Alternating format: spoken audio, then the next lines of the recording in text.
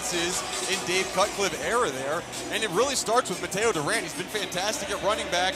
And then there'll be guys around him in the receiving corps. Jake Bobo, Jalen Calhoun, both big-time players for this Duke offense. It's going to be interesting to see how the young quarterback is able to handle this type of situation, this type of atmosphere, because I'll tell you what, Lane Stadium is rocking. It is rocking today. We wondered how many people would be out here. Cold, blustery day, windy. Nah, they're here. Toe meets leather, and we're underway inside Lane Stadium. Keshawn King is going to let this Charlie Am kick go over his head out of the back of the end zone for a touchback. So we'll get to see this Virginia Tech offense, and it's Braxton Burmeister, who was shaken up in the last game. He's actually been banged up for much of the season. Had to exit last week, Mark. Was not able to come in. It's really a pain tolerance with him. He couldn't do it, so Knox Kadum had to take him the rest of the way last week, but we get Burmeister back. Yeah, Burmeister's really been about the past 5 weeks. Coach Fuente said that it's just one play away from him having to come out of the game. Good to see him back starting on the field today. Burmeister will fake the run. He'll look to throw downfield. Going for it. Oh, and had a receiver out there, but Trey Turner just couldn't bring it in. Well, you mentioned Turner right in the open. They wanted to take a shot right away. Yeah, and really good throw by Braxton Burmeister. He has had a tendency to just not be able to put the ball out there enough. He put this one out there. Trey Turner just unable to come down with it. Those are the types of plays that Trey can make and needs to make. Big miss on the first play of the game. Jalen Alexander couldn't cover. 2nd down and 10 now for Virginia Tech. That's Thomas, the true freshman. Malachi Thomas puts his head down and gets a couple of yards before Gary Smith III was able to bring him down. Yeah, Malachi Thomas, he's really come on as of late, kind of in the garbage duty of the Pitt game. He first started seeing some action, and Coach Fuente said, you know what, I like this guy. He really thought, maybe I should have got him in earlier in the season, but now he's in, he's starting for them. He's a really good north-south runner, can complement Raheem Blackshear out of the backfield. 3rd down and 8 on the Hokies' first possession. Time looking for Turner, and he had him, and he still has him. Ball bobbled up in the air, but Turner was able to come down with it inside of Duke territory. I mean, what focus and concentration by Trey Turner. We talked about it. He is the offense. Now, first pass to him, he missed. This one looked like he was going to miss it, but watch this concentration. As he's falling to the ground, just able to locate the football and pull it in. And that's what you see from this Virginia Tech offense. You see a couple runs, some short passes, then deep balls to Trey Turner. Fake to Thomas. Burmeister now, he'll look to run. Gets about 3 yards.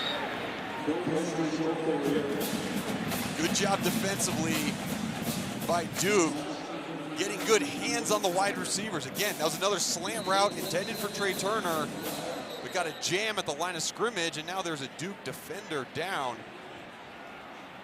in the secondary. Remember the secondary holding his hit. Can't quite get a number on it.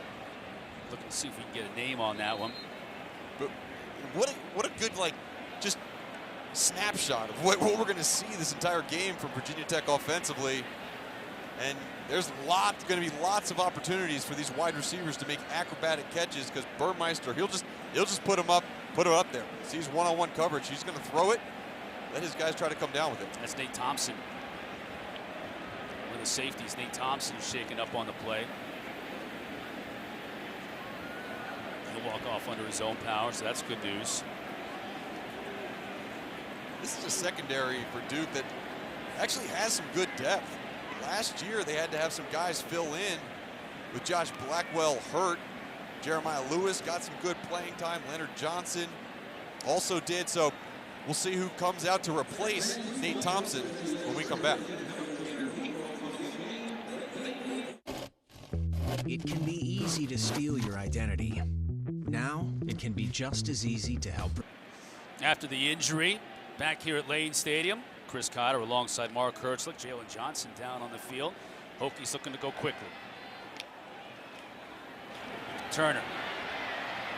Lend around, picks up 3 before Josh Blackwell brings him down. Nice play by Blackwell, staying home. You know what? It's senior day here. How about this young man right here? Terrell Smith, number 79. Actually got to wear the number 25 Frank Beamer jersey today, but he can't wear it when he's playing. He's a 7th-year senior, 3-time captain, and he's making his first career start today at right tackle. Yeah, it just shows how much this team appreciates him and just relies on his leadership. A 3-time captain, having not started at all. Just It's just really good job and really good block on that play on the quarterback draw. Invited the defensive end upfield, got a good block on him, opened up a running lane for Burmeister. But, you know, anytime you have a guy who is, you know, maybe not the most talented player, but just such a good leader, it's really important to recognize that leadership ability. And I think Justin Fuente, really solid move of having him come out here, start this game for Virginia Tech. We'll see how much he does play in this game, but big honor for him and definitely deserved. Peter Moore's punt. It's going to be down at the 5-yard line. Nice job on special teams by the Hokies, as you might expect. With the tradition here, Jalen Stroman, who's been a great special teams player for him this year, down to the ball inside the 5.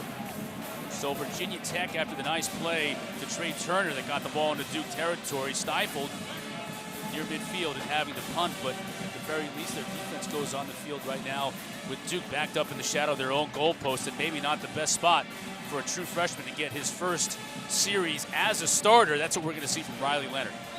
Yeah, and you know, he's seen action. Again, he came in the second quarter versus Pitt. You know, you talk about places you don't want to have your first time. Pitt would be one. Probably number 2 would be down towards the student section in Lane Stadium. No question about it. He's got Mateo Durant, who's going to be a lead blocker on this play, and he shows that athleticism getting outside. He's close to a first down. Dorian Strong ran him out of bounds, but Riley Leonard is a heck of an athlete. And Coach Cuckliff said, look, he's big too. He's bigger than he looks when you get up close to him, and he showed that athleticism there. There's Coach Cuck. Yeah, Coach Cuckliff, he encouraged us, said, get down on the field before the game and check out number 10. He was right. I mean, he's tall. He's listed as 6'4", 205, but he was every bit of 6'4" and probably 215. Durant will carry it on second down and 1. Dax Hollifield is there to bring him down, but that's going to move the chains. You know, Coach Cutcliffe, you know, he has had the honor of just coaching so many really good quarterbacks in his career. Obviously, the Manning brothers are 2 of the most notable ones, Daniel Jones. But he talks about Riley Leonard. He said, you know, we just love this guy. He's like a throwback kid, kind of old school, eats, breathes, sleeps football, and he's ready for the situation. Bobo on the receiving end, still on his feet, so Virginia Tech brought pressure. And Leonard did a nice job of picking it up and finding Bobo as leading receiver. Gunnar Holmberg was also really good versus pressure, one of the top passers in the ACC when he was under pressure. That's a part of this style of offense. You locate matchups, you locate reads, but if you see pressure, that kind of trumps your natural read progression, and you go to try to, Chris, replace the pressure with the football. He did on that play to Bobo. And this offense, it looks the same. It's a very similar game plan, very similar style as we would see if Gunnar Holmberg was in. Now empty backfield, Mateo Durant split at the top of your screen. Again, Virginia Tech shows pressure. They roll the pocket. It's a receiver, that's Jalen Calhoun, who makes the catch, and they'll move the chains again. So this true freshman, Riley Leonard, who had to come in last week in relief of Gunnar Holmberg, so he got his feet wet last week, but now making his first start at Lane Stadium, off to a good start here on his first drive. And you see him trying to catch his breath anytime you're out in the real field, you know, especially that first series, your mouth gets dry, you can't spit the words out correctly. How about this one? Trickeration. Now he'll look to throw and has his tight end Marweedy wide open. Inside the 30, down to the 25. Wow. I'll tell you what, Cutcliffe might be old school, old coach, but he is definitely not old school when it comes to play calling. And really good trickeration. Leonard got hit there. He took a shot, but again, you see him make a really good pass to Marweedy for a big game.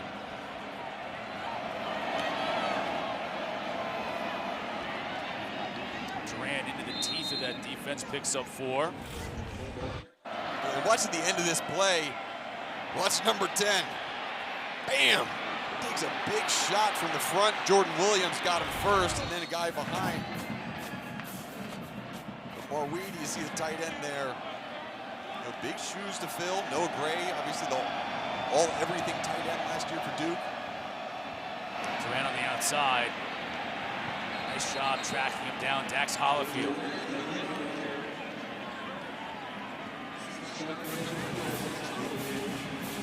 Duke's right now, they get down toward this 20-yard line. Third down right now, but it's more so they just have really struggled when they've gotten the ball in the red zone.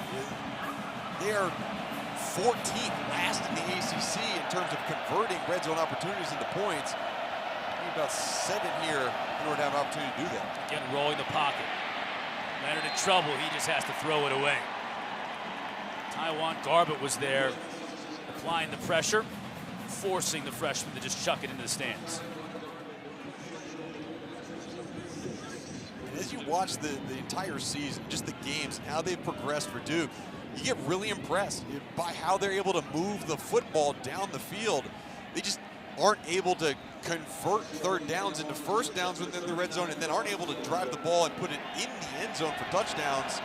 Had to settle for field goals too many times. Yeah, 39-yard attempt here from Charlie Ham. Was a pretty darn good kicker, but the wind, as you can see, the flag's on top of the goalpost swirling around, and it may have impacted that kick as Ham clangs it off the upright, and we're still scoreless here inside lane. You saw that ball move left, right, then finally hit that post. And I'll tell you what, that Virginia Tech sideline and Justin Hamilton are fired up. Defense went out there, held Duke after some big plays, settled for 0 points. They get the ball when we come back.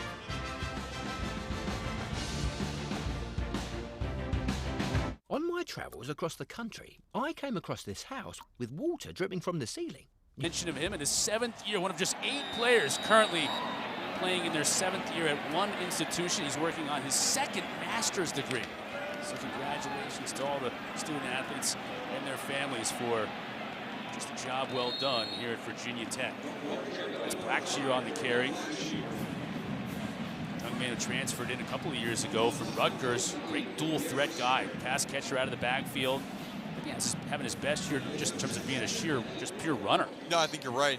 And, he came in with Khalil Herbert, who transferred in from Kansas, and Herbert really gained the lion's share of the carries last year, and he was fantastic. Obviously, he's doing things in the NFL right now. What a catch on the outside! Speaking of doing things, yeah, by Tavion Robinson, kind of the other guy, the 2 T's, Trey Turner and Tavion Robinson. You see Robinson with this little slot go route. Kind of inside fade, good catch, but Raheem Blackshear, he was really a pass-catching running back last year, and they have focused him more on running the football, being a pure running back. He's had really good games so far this year. Look at that. Getting to the 2nd level, Blackshear looks even like he's a little bit of a bigger player too. He added a few lbs of muscle in the offseason to handle a bigger load, and moving the sticks again, another first down for Virginia Tech. Yeah, and the addition of Malachi Thomas into the backfield over the last couple of games has really helped Blackshear because he hasn't had to carry every single ball, all the load in terms of the run game. So he's fresher when he does get opportunities. Now the tight end, that's Gallo. Full head of steam down to the 20. Braxton Burmeister is really getting this team going and mixing it up, running the football, passing the football. Hokies look good now in the red zone. Yeah, Chris, you're right. And that first series when they had the football, it was a lot of let's throw the ball up there and see what our wide receivers can do. Now they've started to get into more of the boot game, the run game, and again, that's when this offense is the most efficient. Maybe not the biggest play threat, but most efficient. Blackshear, all kinds of room to run. Inside the 10, inside the 5, and he'll score. Wow. Great running and even better blocking on the outside. But what a run. I mean, that's exactly what you want to see.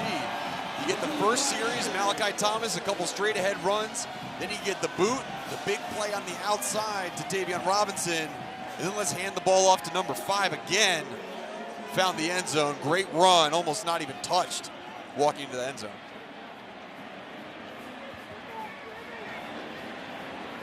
Senior John Parker Romo for the try. And it is good. Right in the student section there at Lane Stadium. They've been here for about 2 hours. Their 2nd offensive possession of the day. 6 plays, 79 yards, just a tick under 2 minutes. And it's 7-0 here on Senior Day. Jalen Stinson back to receive this John Parker Romo kick. Stinson's going to let it smartly go out of bounds. Time for Food Lines, food for thought. Mark, you and I talked in the open about how Virginia Tech has struggled sometimes offensively, especially last week without Trey Turner, but defensively they've had their issues too. Yeah, they have, and it comes down to tackling. They just have not tackled very well, and it's progressively gotten worse as the season goes along. Really you see that the last 5 games, 11.6 missed tackles per game, and last week First Boston College had their season high at 15. So part of this defense is, yes, you need to know what you need to do, but you need to be in the right place and execute. And that tackling, it's been too much of just throwing your shoulder at guys and not wrapping up. Let's see if they can fix that today. Mateo Durant fixed on that play. Nowhere to go. Jordan Williams, along with Taiwan Garvin, just joining in and not letting Mateo Durant go anywhere. Well, that's wrapping up. He wrapped his whole body up and put him on his back. Now emptying the backfield for Riley Leonard, this true freshman quarterback, making his first career start today for Duke. You see him calling the adjustments. I mean, he knows his stuff. Big part of this offense.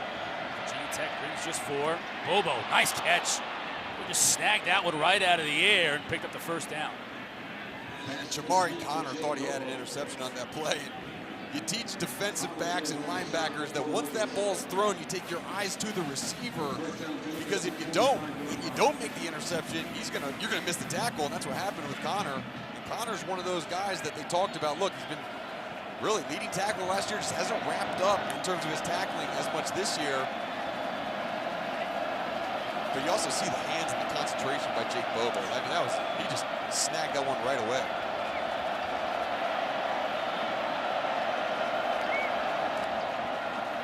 Fake to Durant. Leonard's going to keep it. Picks up about 5 yards. You mentioned the athlete that Riley Leonard is. He was an unbelievable basketball player. Now, people tell us a story about this in high school, coming out of Fairhope, Alabama. That's down deep south near Mobile, Alabama area, where they play some great high school football. But wait till we show you what he did as a basketball player. You're like, yeah, I'm sure he was a good basketball player, trying to get to the outside, and will not. He's going to lose a couple of yards as he hits the water cooler. But look what he did in high school. I mean, his head is at the rim. Is that an 8-foot? Look at that! Look at that! The alley-oop. Now here comes the coup de grace right here.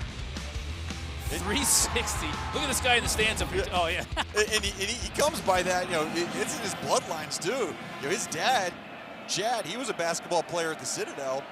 And so, I'm sure there's a lot of evenings, afternoons spent out in the driveway, shooting, dunking the basketball. That's when you're like, yeah, I'm sure he was a good, oh my gosh, he is a really good basketball player. Now 3rd down, though, trying to convert here. Pressure. Looking to throw head up. He'll have to do it himself, and he can't get there. Alan Tisdale forces him out of bounds at midfield here. Duke is going to be forced to punt. 4th and 5. Good job of just getting outside the pocket by Leonard.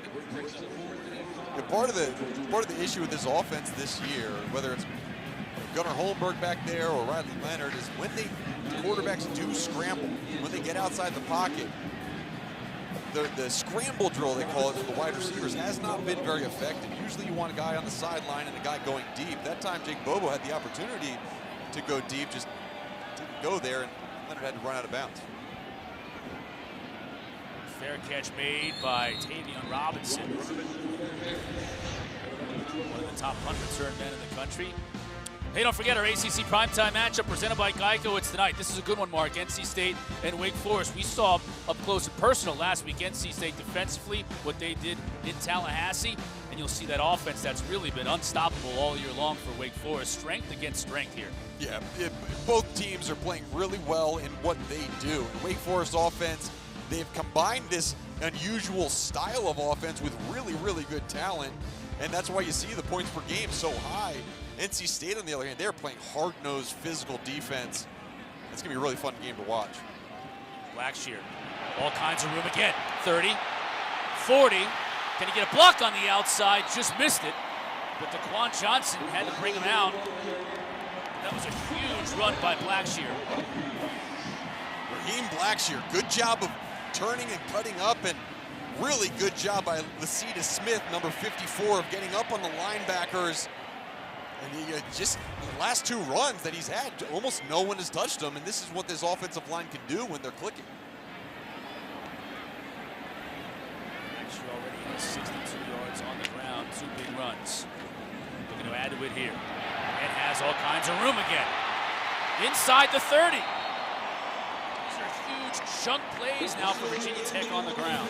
And they're pulling the backside guard and the backside tackle, and you see the linebacker 35 is just unable to get over the top. That's Dorian Mausi is unable to see the pullers, and by the time he makes it over there, Blackshear just has a head of steam and unable to tackle.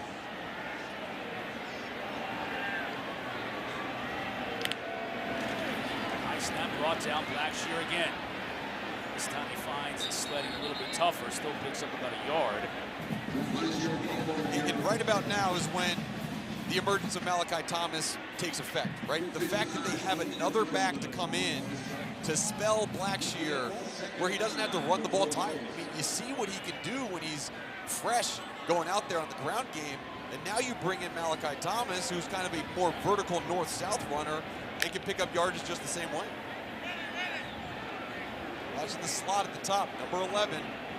He's usually lined up on the outside, but this is where that inside fade route could occur. See him tapping his head.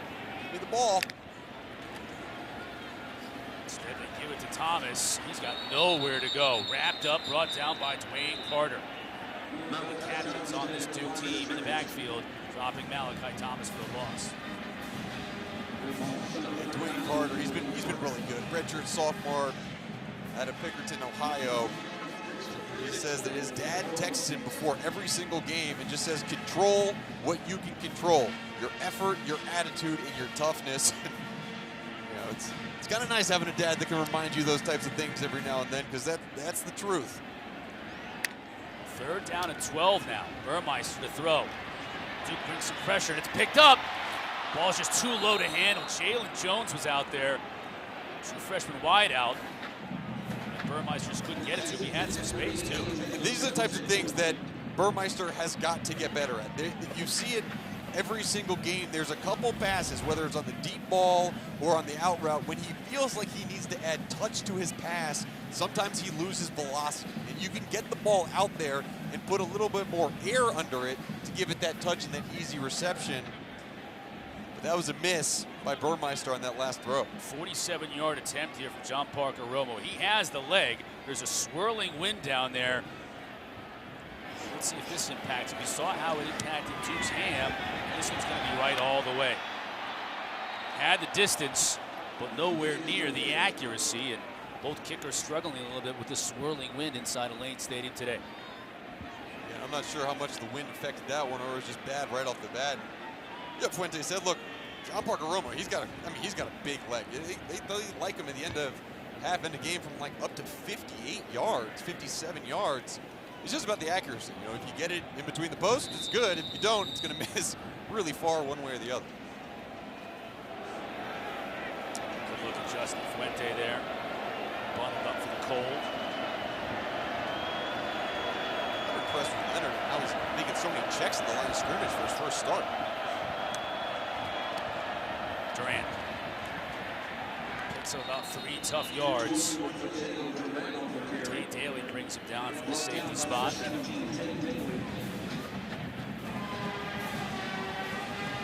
You see these types of games from Mateo Durant, where he leads the ACC in the number of carries he has, at 210 coming into today. And he has those 3, 4, 5-yard runs, and he'll break a big one every now and then. Staying on his feet here, churning for an extra yard or 2. He'll be marked down about a yard shy of picking up the first down, so it'll bring up 3rd and 1. Kadum was looking to extend this drive. Final seconds of this first quarter.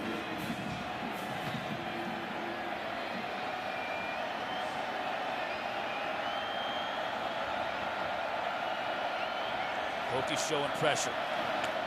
Leonard will look to do it on his own, and he's met right in the hole. I think he got enough for the first down. He did. But Daly was right there to make sure he didn't get much more.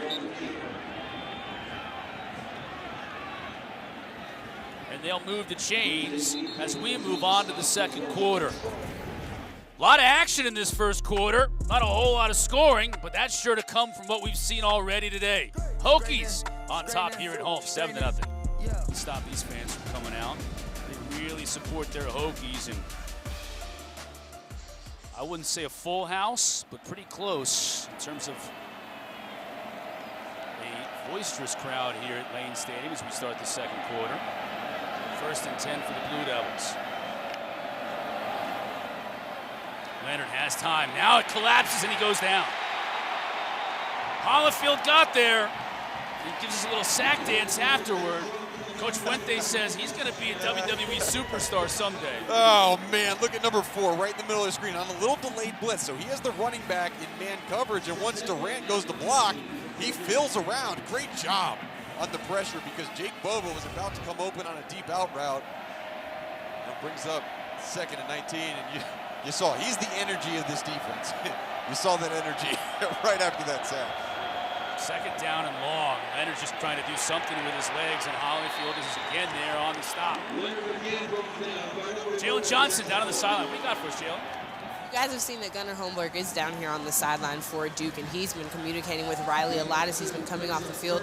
Riley said that Gunnar's one of the best mentors that he could have coming into this situation. He said he takes everything he says to heart and is really thankful for having him along the ride for this. Yeah, thanks, Jalen. Holmberg is available today if needed. Hurt his shoulder last week, has been practicing this week, but just wasn't able to go at the start. Now low snap, gets it to Durant. That's a nice play. Has a blocker on the outside and just tripped up. Nasir Peoples got just enough of Mateo Durant to prevent him from picking up the 1st down. And now it's going to be 3rd down. They'll mark it a long 3, 4th down rather, and a long 3. 4th down, a long 3, and this offense is staying on the field right now for Duke, and you got to imagine you're going to try to draw them offside. So if you're Virginia Tech defensively, you cannot jump off sides and give them a free down. And if they do decide to go for it, Mateo Durant's a viable option out of the backfield if Virginia Tech decides to bring pressure. They do go. Leonard takes a snap and throws, and it's almost intercepted. It'll be a turnover on downs. In any case, how about that in terms of confidence for your true freshman quarterback, though, putting it in his hands to convert this 4th down? Yeah, I think there's a lot of confidence in Leonard, and got a little bit hit at the end of it. It looks like Daryl Harding, the intended receiver, maybe was supposed to come underneath the defensive back, but Cutcliffe not amused. There's Leonard trying to plead his case in terms of what's going on, and it's just, it's a tough position to put him in. And quite honestly, in this part of the game, where you are in the field, I don't think a punt would be that big of an issue unless you feel like the wind would affect it too much. Burmeister to throw. He's got 2 receivers open too. That's King inside the 5, inside the 10, and he'll score! Keshawn King's 1st touchdown of the year, and that prompts a big celebration as the Hokies increase their advantage.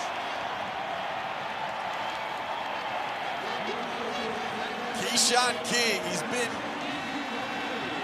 kind of just disappeared this year for Virginia Tech, but what a way to come back. There's only 1 catch on the season for 5 yards, but great wheel route out of the backfield. Went right past the safety, Lummy Young. Wide open, Burmeister hit him. Sudden change. Fuente says, let's go for it. Let's put in King, the speedster. You mentioned it, Mark, just the 2nd catch of the year, and it's a big one. Runs right by the safety and finds pay dirt. All Hokies here at Lane Stadium early, 14-0.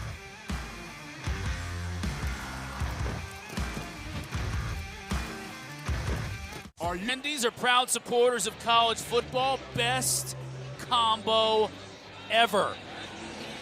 Kind of like the combination of the fans here at Lane Stadium and popular music. Ah, yes. Good transition. I do like that.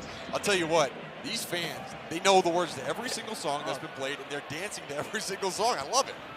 They party during our commercial breaks. Let's take a look at that play. So we're in cover 3. So cover 3 means Lummy Young needs to rotate down. He has the number 2 receiver. That becomes the back going vertical. You need to run with that vertical route. In the motion that was done by Trey Turner early in the play, it just confused Lummy Young. He got his eyes wrong and then way too far away to try to recover. Great job by Burmeister understanding it, putting the ball and hitting his receiver in stride. That's, again, if you throw that behind or you throw that too far out in front, that's a no-go. That one, that was a go-go into the end zone. You see King there warming up his hands. He's like, I'm just getting started as a pass catcher today. So how does Duke respond? Leonard. It's hammered by Tisdale. Falls forward to maybe pick up a yard. You can see this defense is fired up right now. Yeah, they are fired up. I think the last thing you want to do when you're facing a Virginia Tech defense is build their confidence. You want to continue to keep their eyes wrong and out of place, but once they get honed in on what you're doing, this is Virginia Tech's defense forever. They are really, really hard to go against. Leonard to design run along the right side, and he just doesn't have anywhere to go. Noah Pollard comes out of there and says, forget about it. That's not going to work today.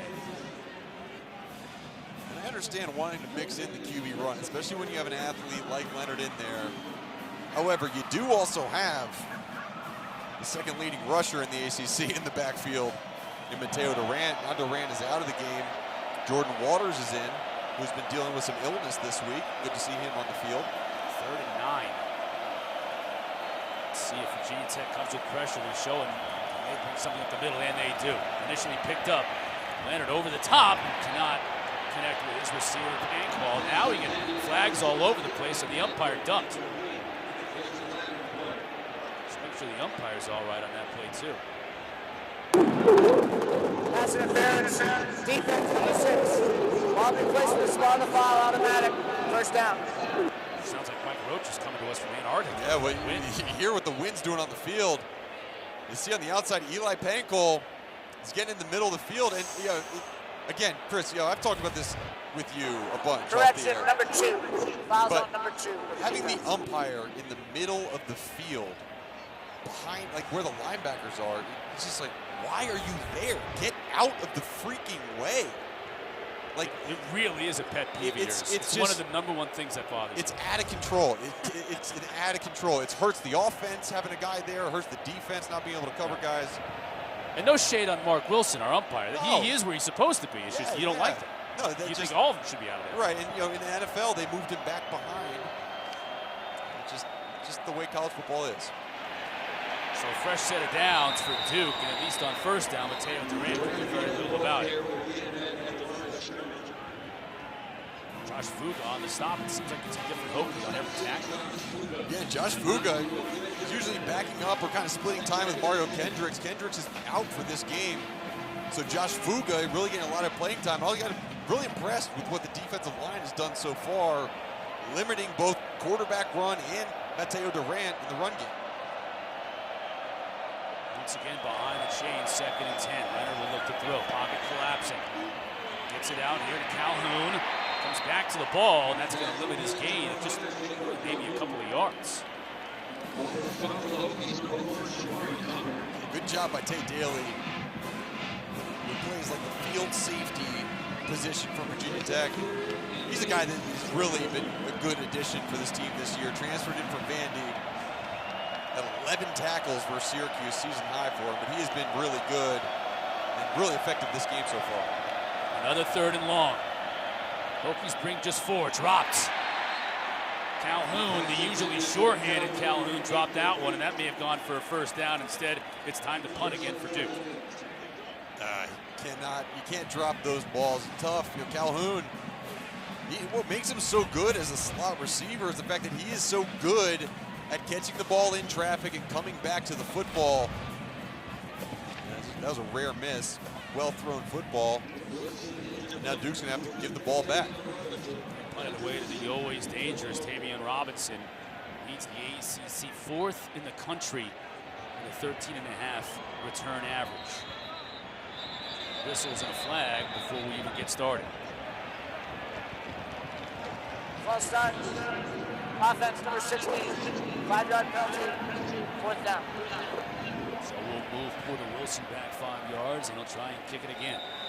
And this will be, Porter Wilson's going to have to punt this one into the wind. We saw that last kickoff go out of bounds. The wind affected that, so we'll see how Porter Wilson does. That was almost their encroachment, if you will, on Virginia Tech. Low kick here. Won't be right now. Boy, fair catch on the bounce by Davian Robinson. Dangerously gets possession to his team. All's well that ends well. Hokies from their own 25 when we come back. Zaxby's Boneless Wings meal couldn't possibly. ACC Network College Football is brought to you by Zaxby's, featuring fresh-made chicken tenders, wings, and salads. Hi, my name is Isaiah Brown with the 1506 1st Brigade Bastogne 101st Airborne Division Air Assault. I'm from Galax, Virginia, and I want to give a shout out to the Virginia Tech Hokies. Go Hokies! Thank you for your service, Isaiah. Here on campus on the drill field, the Virginia Tech pylons, 8 pylons with the names of men and women, alumni who gave their lives defending our country, starting in World War I. Of course, the Medal of Honor. Recipients here as well. And I want to thank all those veterans who have served our country over the years. Thursday was Veterans Day. Today, Military Appreciation Day here at Virginia Tech and all across the country. Hokies up 14-0 here in the second quarter. Keshawn King back in the backfield now, getting rewarded after that touchdown catch with a few carries as well. Ben Frye on the stop. Mark, you have somebody near and dear to your heart who's a veteran. Yeah, and my wife Danielle, I just want to thank her for her service. Spent 10 years in the U.S. Army National Guard. She went to ROTC at Boston College, and now she is retired. But I'll tell you what, she definitely has sacrificed for our country, and I'll tell you what, her discipline and her structure has come in handy from the Army in terms of raising our kids. And dealing with you. Yeah, well, that's for sure, too. 2nd down and 9. Again, King in the backfield. It's time to fake to him. Burmeister will keep it. Bring up 3rd down and short. Mark, you aren't the only one on our crew as family members who are veterans. Yeah, our producer, Seth Miller, his dad, Mark Miller, Petty Officer 3rd Class in the U.S. Navy, wanted to say thank you for his service. And then our director, Johnny Hanna, his father's captain in the Army Medical Corps, Dr. Michael Hanna. Nice. Thank both of them for their service and dedication to this country, and just, it's what makes this country so special. It's so great. It's, this is a volunteer army. These people are taking time of their lives and sacrificing so we can all enjoy this game of football that we love. How about that? Picked off. Oben with the interception. And this sets up Duke in a beautiful field position. It's exactly what they needed. Frye came in and made the initial bat, and then R.J. Oben was right there to pick it off.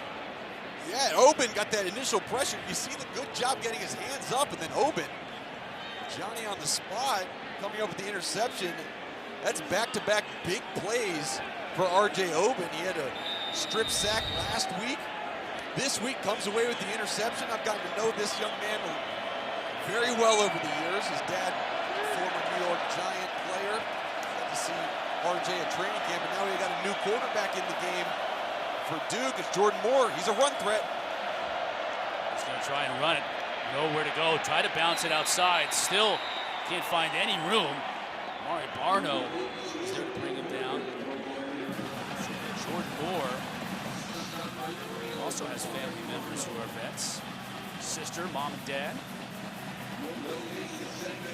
No gain on the play, though. Riley Leonard now back in, quarterback for Duke.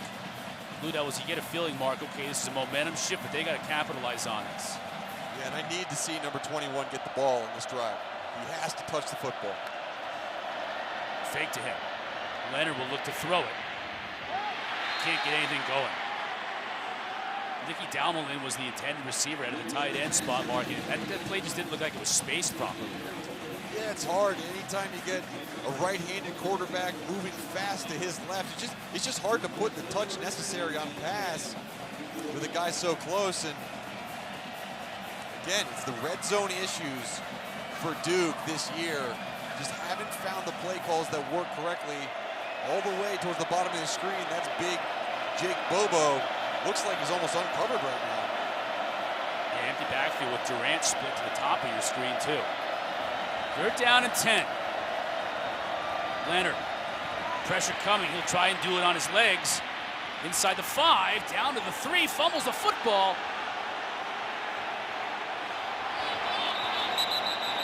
The Hokies fell on it, and it's their ball.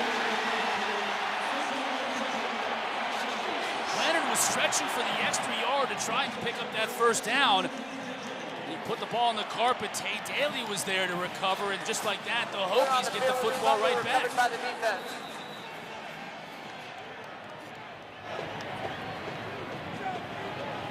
It goes back to the issues. Turnovers in the red zone. Last week at Pitt, it was a close game early. Drove the ball all the way down the field. Turned the ball over, and this one right here as well. See if that right hip touches the ground before the ball comes out. We'll check on that when we return. This play, Riley Leonard fumbled the football, ruled a fumble on the field, but our officials are looking at this. Steve McBride, our replay official, now consulting with Mike Roach. As you can see there, our referee. Take a look at this, Mike.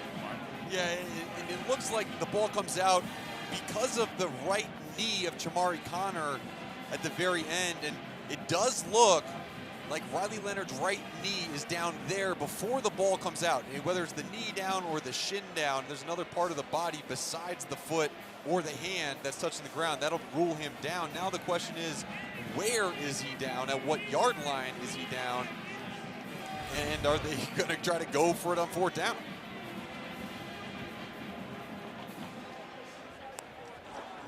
After further review, number 10's right knee was on the ground with the ball in his possession. Therefore, it'll be 4th down and 2. Ball will be placed just inside the 4-yard line. Game clock will start at my 6. So 4th down and 2 after they reverse the call, and it looks like Duke is going to go for it here with Jordan Moore back in a quarterback, a running quarterback. Already got stopped one time. 4th down. Scott Durant behind him. Well, this is their short yardage formation. Now we have flags all over the place, and it looks like this one may be 4th down and 7. Ball start, offense, number 71. 5-yard penalty, 4th down. Maurice McIntyre was a little bit too eager, and now the choice is made for Coach Cutcliffe as Charlie Ham will come out to attempt the field goal. Yeah, it's frustrating when you get in that position. And I don't know if maybe that actually helped Duke right there, where they're going to get points on the board. Hopefully this one goes through. Going for it too many times on 4th down in the first half of the game, it's just tough. It's tough to get, tough to convert those. 27 yards on this attempt. Ham is true. Duke is on the board.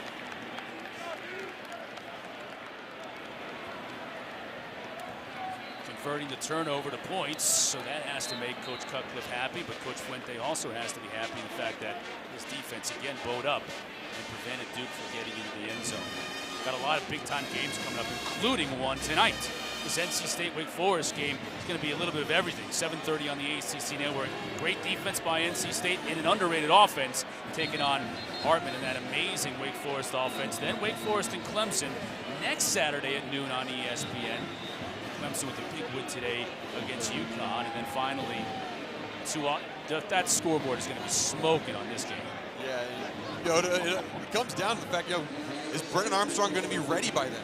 The real question in the big game today is whether he's going to be ready to go versus Notre Dame. And man, could you imagine if there's a healthy Brennan Armstrong in there and a healthy Kenny Pickett? You just see, like, it's almost like you're looking at a slot machine. The numbers just going up, because they're going to rack up the yardages and the points. Some really good games coming down the last 3 weeks of football here. Neither team is going to be out of it in that Virginia Pitt game. The way they can put points on the board. King from his own 5. Flag comes down as he gets dropped up 24. Another flag.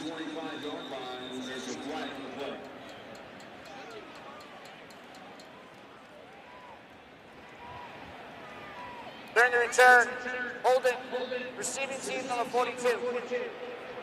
10-yard penalty. First down. Back Virginia Tech up a little bit. Midway point of this second quarter. Offense for Virginia Tech that's been able to move the football, very balanced too. 121 yards through the air, 106 on the ground, and Raheem Blackshear has been a big part of that story.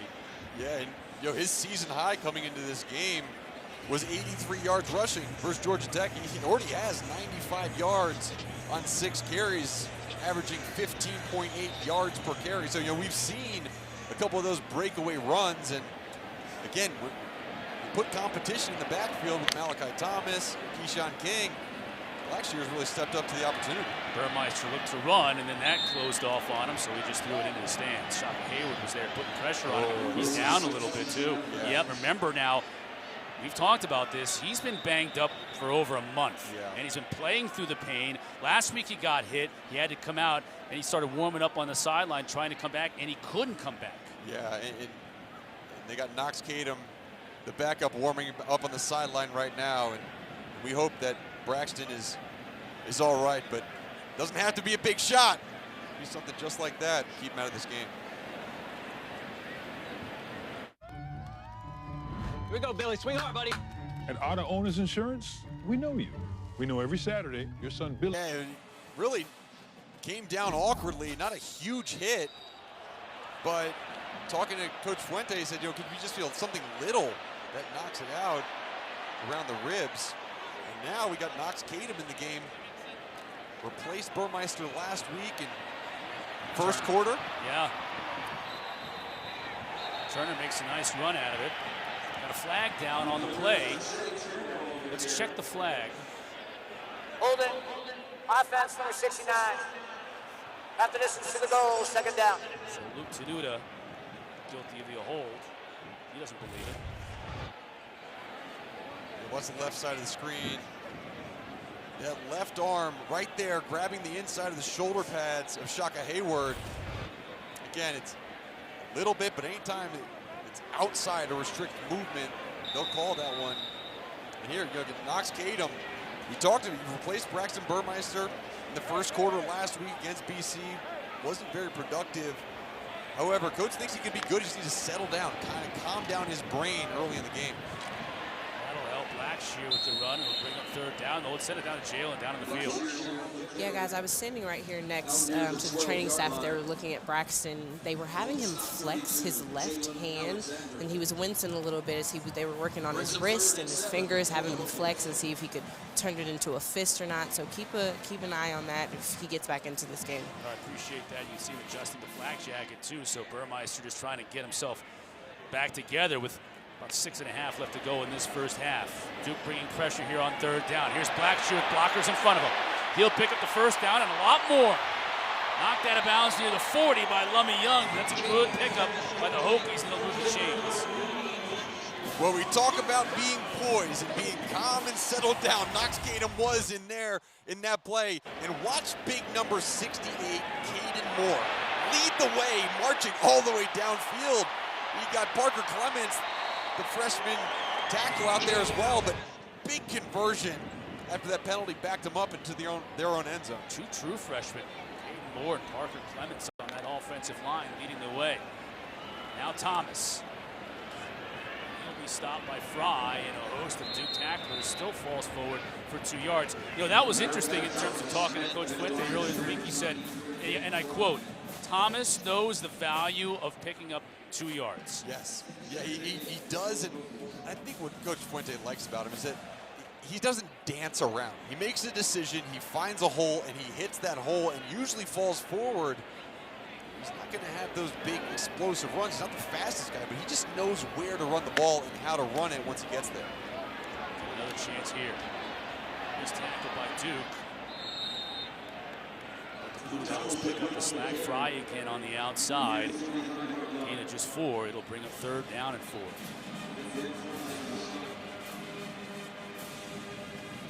Clock running inside 5 minutes. There you see Burmeister again warming up. Trying to get back into this game. Virginia Tech, meanwhile, trying to keep this drive alive here, 3rd and 4. Hokies just 1 for 4 in the game so far on 3rd down. Receiver wide open. That's Smith. Inside the 30, all the way down to the 22. Big plays for Virginia Tech all night long, and they continue here. Well, offensive coordinator Brad Cornelson, he anticipated man-to-man coverage, and the crossing routes, they were very effective versus that man-to-man. Just lost sight of Caleb Smith. A good job hitting him in stride by Knox Kadum. A nice, easy throw across the middle of the field. Cedar Smith is down for Virginia Tech. There you see him, big left guard out of Fitzgerald, Georgia. If you're from anywhere outside of Fitzgerald, you call it Fitzgerald. If you're from Fitzgerald, it's Fitzgerald. I did not know that. And down there, they're watching us on the TV, not TV. It's your little South Georgia vernacular lesson of the day. I like that. Smith walking off under his own power. One of the things for Virginia Tech, too, this year is they just had such a stagnant offense. They really have not been able to get anything going. And it's affected the defense's confidence. The defense has kind of felt, okay, well, you know, how long can we just hold on to this rope and not let this team go over the edge by ourselves? I mean, this defense, I've been watching them on the sideline as they're watching their offense march down the field, and they are loving it. It's giving them some life. And, of course, I say that right as Shaka Hayward comes in and makes a TFL, but it's all a part of this team. People talk all the time, and coaches talk all the time about all 3 phases working together. But it's the confidence level for this Virginia Tech defense to know that once we get there, our stop, our offense will go out on the field and they'll sustain a drive, and that's what they've been able to do right here on this drive. TFL resulting in a 3-yard loss, 2nd down and 13. Kadum coming in early in this drive, all the way back inside their own 10. And Burmeister got hurt. Thomas. Now flags come down, though, in the backfield. Thomas with a nice gain. This one may be coming back, too. Let's check the markers. Holding. Offense number 69. 10-yard penalty. 2nd down. Tenuta again on the call.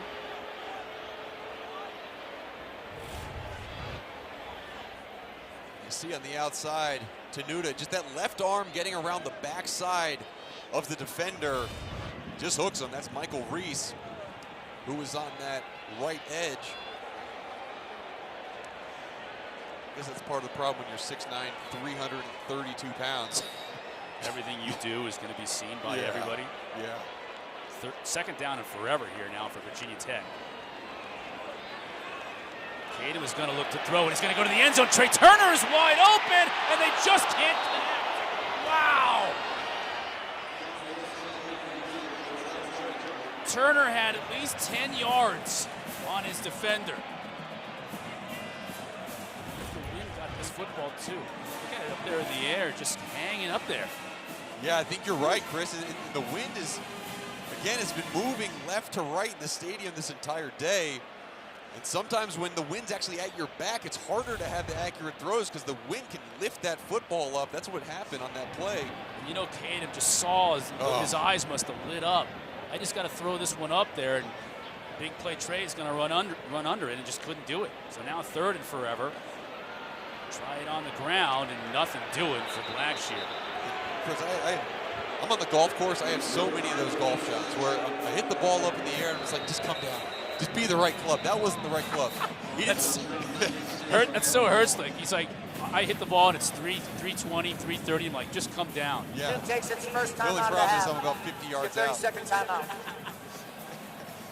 So Duke calls the timeout here with it being 4th down and forever for Virginia Tech. 3:19 left to go in this first half, hoping to get the football back and maybe doing something with it. We got a women's college basketball doubleheader for you tomorrow afternoon. At noon Eastern, Notre Dame takes on Syracuse. Then NC State taking on Florida. Both games not only on that ACC network, but also streaming live on the ESPN app. Yes, it is basketball season.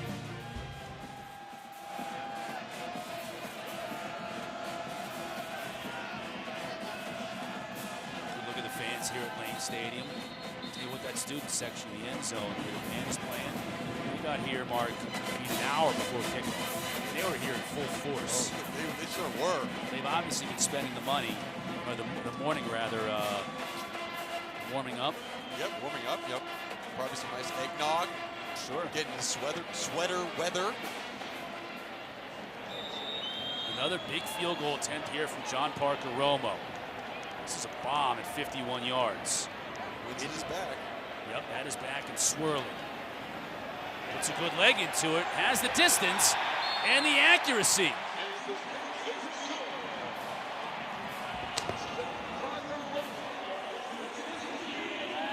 That matches a career high, 52 yards, Mark. Yeah, when you have a kicker that can do that, I mean, what a weapon in college football. It's rare to have kickers be able to hit 50-plus yarders. He had a 52-yarder versus Notre Dame. Last week he had a 47-yarder against Boston College, and that's a perfect leg swing, perfect stroke. That's 3 points. Plenty of distance to spare, too. As the Hokies increase their lead to 17-3. And tip your cap to Knox Kadum, who came in after the Burmeister injury and let him down to 3 points. Yeah, you take your cap all the way off. You don't need to tip it. I mean, tip all the way. It's a really good job, and it's a really good job of this offensive staff for Virginia Tech getting their players ready, because every week they must have been going into games thinking, look, Burmeister is fragile right now. He has it. We want to have him be in there as long as he possibly can, but once he gets out, we have to have someone to come in and really run our offense consistently. Knox Kadum did a great job on that last series. Kick out of bounds. Unfortunately for John Parker Romo, so better field position for Duke. All right, coming up at the half, our State Farm halftime report.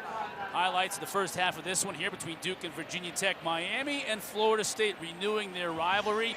Last time I saw Florida State was winning that game. Not sure where we are right now. They'll tell you at the half, and then they'll preview NC State and Wake. That's our Geico primetime matchup tonight on the ACC network.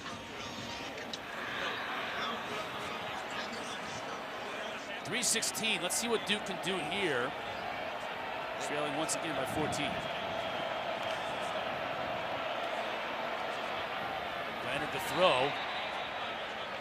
Can't get it to Marweedy, his tight end. Let's see if Peoples was there on coverage.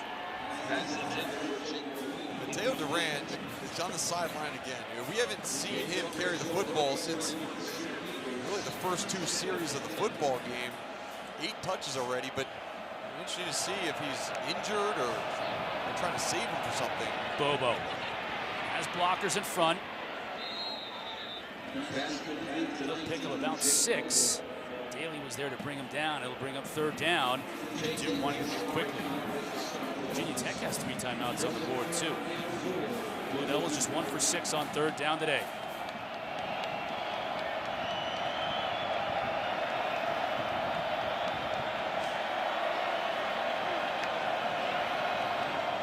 Leonard has time and room to run if he chooses instead out to Waters on the screen, and he picks up the 1st down easily and runs it into Virginia Tech territory. Jordan Waters started this season off being a very productive receiver out of the backfield. The past few weeks, he hasn't really had many targets, but you see how he is a threat. And Virginia Tech is playing a lot of man-to-man coverage right now. They're walked down. There's not one defender deeper than 11 yards as they line up right now. Ball tipped, it looked as it got to the line of scrimmage. Trying to find Jontavius Robertson. He got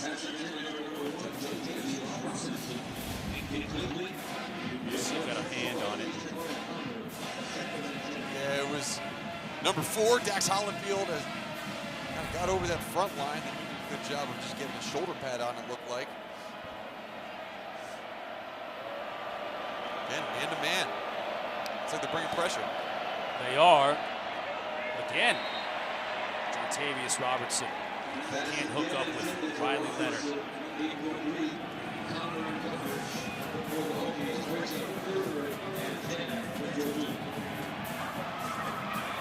With this man-to-man, because Virginia Tech is bringing pressure on those early downs, I wouldn't be surprised if they take a shot at some point. They've had Jared Gardner, their big 6'3", 210-pound wide receiver, man-to-man those last two plays. Now Virginia Tech will sit back in more of a zone, trying to force Riley Leonard to make a completion. Low snap, and the Hokies are coming with pressure. Leonard having to run out of there and couldn't hook up with his receiver, Dorian Strong. Read it the whole way and knocked it away. They wouldn't have picked up the first down anyways over there on the sideline, but it brings up 4th and 10, and now the clock is stopped too with 2:11 to play, and they'll have to punt it away. There have been times this year where they've struggled with the snaps. And that was just a very bad snap by Jack Wallabaugh, who is a good center for Duke, but it's all ACC. All ACC center, but you can't bounce it off your own rear end. Dribble it to your quarterback just doesn't give him a shot on 3rd down. So Robinson back to receive this kick. It's a good kick, high, forcing Robinson to call fair catch at his own 14. He comes up to make the play, and now Virginia Tech with just 3 seconds over 2 minutes to play in this first half, and all 3 timeouts on the board, Mark. Put something together offensively. Yeah, and that looks like Lummy Young, it is, who's hurt, and we already had Nate Thompson, the safety, be injured earlier in the game, so to keep an eye on that depth in the secondary for Duke.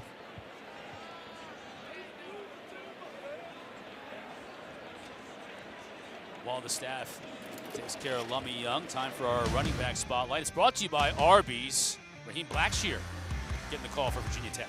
Yeah, Raheem Blackshear has done a really good job up the middle. A couple of his runs have broken on the inside, and then he had a long catch as well. So, he's done it not only running the ball in the backfield, but receiving.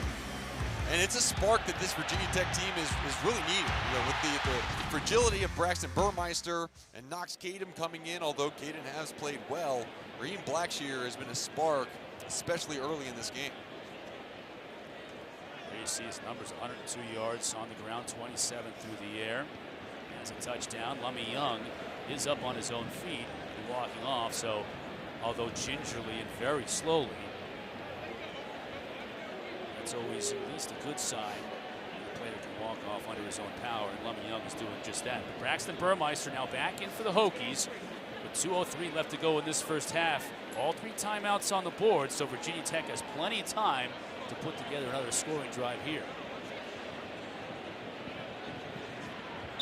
Isaiah Fisher-Smith now in at safety for Duke. Do you go right at him? Yeah, I think you go right at him. Isaiah Fisher-Smith, he's 3rd on the depth chart in that kind of field safety position.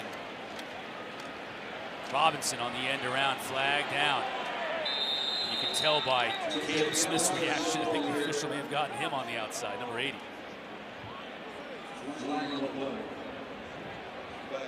Another holding call against the Hokies.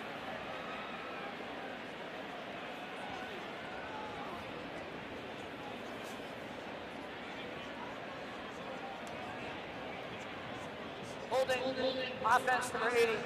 After this is the goal, 1st down. Yeah, they got Smith is taking a look at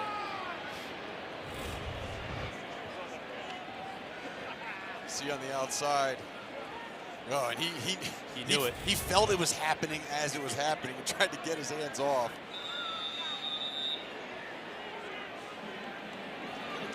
Well, backed up half the distance. It's going to be 1st and 16.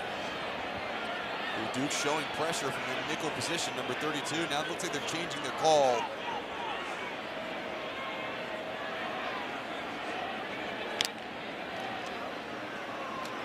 Blackshear.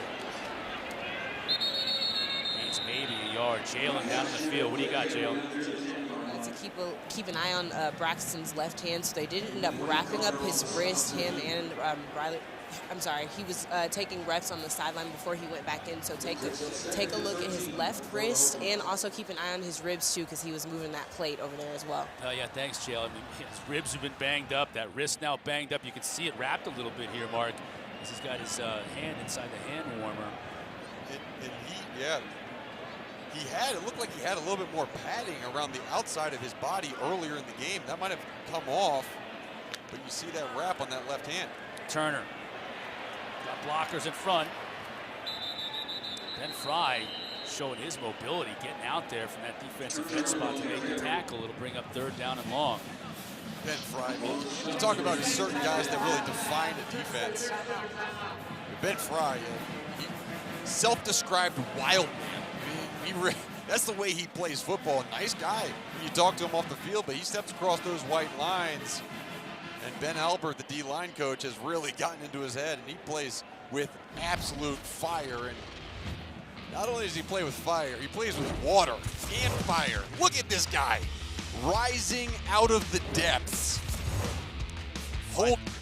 Eating snakes, holding snakes. Just finds a snake on that photo shoot, holding that up. Got to try it on the wrestling team here at Duke. Yeah, that's a position that I would never want to be in. His walk-on song is "Walk" by Pantera. Of course when it he's is. wrestling. Of course it is. He's fired up the team. Love it. It's very hard for me to look at that and not think of the movie 300. We are Sparta. Ben Frye is the Sparta of this Duke defensive line. Reminiscent of your playing days. Back to the game at hand. 3rd down for Burmeister. Now he has a lot of room to run. He shows the speed, too, as he picks up the 1st down and more. Oh, boy. We do get a flag. That's Isaiah Fisher-Smith. That's the fill-in now for Lummy Young, who was out and just couldn't hold up. I didn't think it was that malicious, though, Mark. And it's really hard to tell that Burmeister went out of bounds. That's the play. First and long. Missing late hit out of bounds. Defense number 11. 15 on Hokie at the end of the run. First down. Let's take another look, because my lack of commenting on that call is going to describe how I feel about that call. Yeah, he's out of bounds, but that's not a hit. It's a nudge. It's, I've been running fast and now I'm stopping.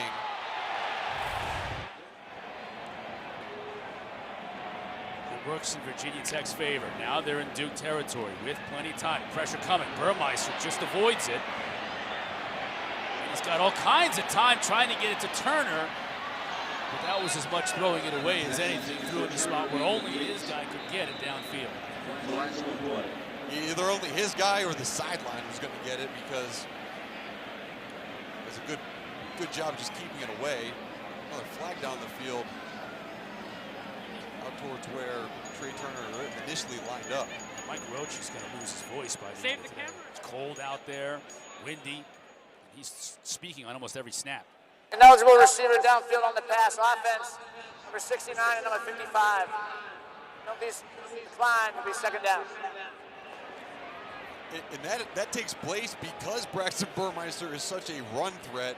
And part of this offense is when Burmeister doesn't have his initial read, he usually pulls down and run, and these offensive linemen go downfield and block, but it hurts them when there becomes a situation like that, where he does stay in the pocket.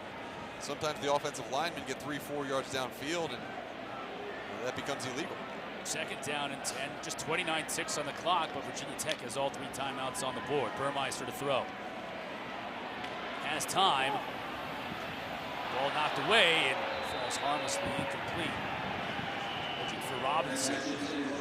Josh Blackwell was out there on coverage with the tip. Really good defense by Josh Blackwell. And Braxton Burmeister, he had a receiver that had an opportunity to catch that. He's a little bit slow on getting the ball out of his hands. I think he saw that, recognized it, just double clutched a little bit too long and allowed Blackwell to get in position to knock the ball away. 3rd down and 10 with Robinson in motion at the bottom of your screen. Blitz comes. Burmeister avoids it initially. Now we'll try and run it. Gets about 6 or 7 before being tracked down by Shaka Hayward. Now it's 4th down. Clock winding down. Of an injury on the field. This is another Virginia Tech Hokie, and that may be Lasita Smith again. He was shaken up earlier and was able to walk off the field. It looked like at that point Fuente was just going to let the clock roll out, go into the half, up 14. Why don't you call a timeout here and chuck it into the end zone? 4th down. Yeah, your clock will run out by the time 4 seconds. Yeah, you might as well. And I think they're going to have to call timeout with the injury on the field in order to stop the clock, or they'll just take the runoff. But Cedar Smith, he's been a big part of this offensive line for many years, and he's a guy who's a leader on that O-line. And the first time, it looked like he was almost just winded and couldn't really keep going. This time, he's obviously in some pain walking off the field. And right now, that's what they're saying. I'm going to take the timeout so we don't have a runoff. Stop the play for an injured player of the offense, subject to a 10-second runoff. Virginia Tech has taken its first timeout to avoid that runoff. Please reset the game clock to 6 seconds. They'll start on the snap.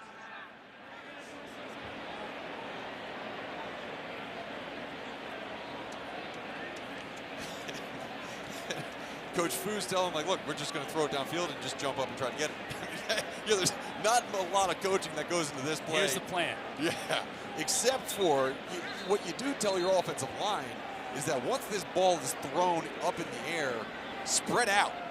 Spread out, because if there is an interception return, you want to have guys who can make the tackle. Or at least slow down the returner. Exactly. So that your running backs and receivers can get back into the play. Yeah, exactly. Now we get another whistle and another timeout.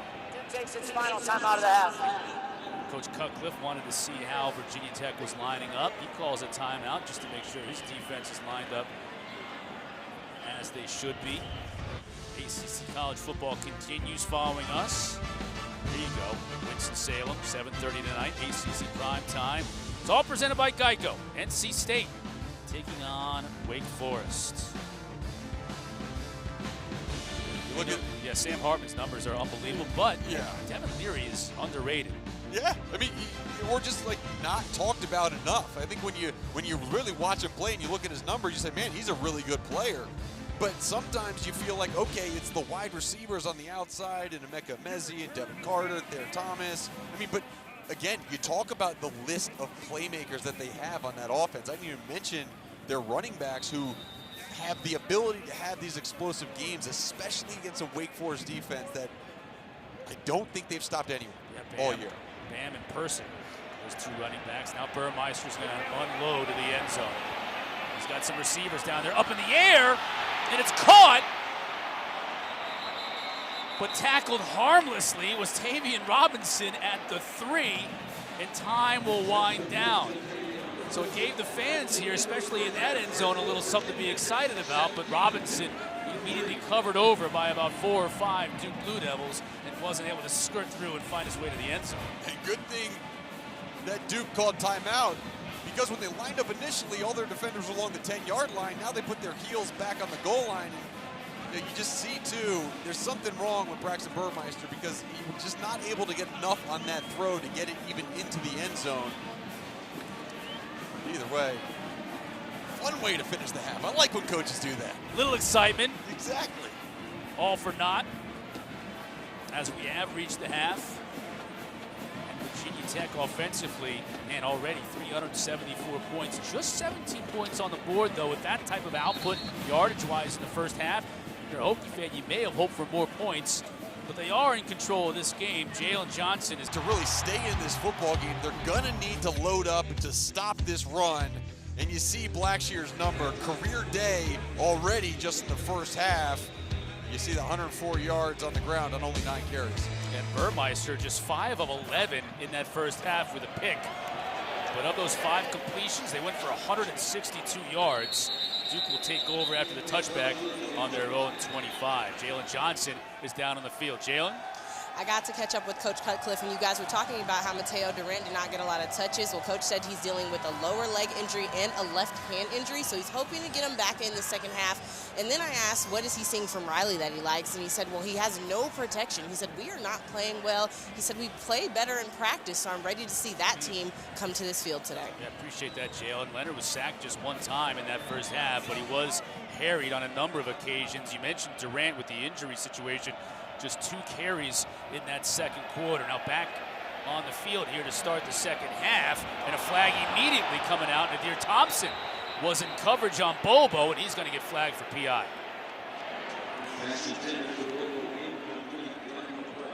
Pass interference. Defense number 2. Automatic first down. It's Waller in coverage, I should say. Waller guilty of the infraction. Yeah, Waller's the best cover guy for Virginia Tech. And Jake Bobo, we haven't called his name very much today, but anytime you get man-to-man coverage with Jake Bobo, I mean, he's 6'5", 220 pounds on the outside. And a lot of times you're going to get a reception or a flag thrown. You just have to hold him in order to cover him, knock the ball away. Leonard pressure and gets hit hard. Jamari Connor. No problem tackling on that play. Leonard just popped right back up, and they're going to try to go fast. But, I mean, Jamari Connor, from that nickel position, really good job of timing up the blitz. And because Dax Hollifield was coming on the inside, Jake Marweedy picked him up, and no one saw Jamari Connor. Big set. Second down at 16. Fake to Durant. Leonard would look to do it on his own. Doesn't do much. Fumble was there, bringing him down after a gain of 2. Mateo Durant, he's been in. Jalen talked about the lower leg injury and the hand injury. He's been in, and he's been kind of the decoy on those last 2 plays, trying to fake to him and then either throw the ball or run the ball. Now he's lined up all the way at the bottom of the screen with Jake Bobo in the slot towards the bottom. Virginia Tech looks like they're in cover 2, so anytime you get that, you have to look for the middle of the field to possibly be open.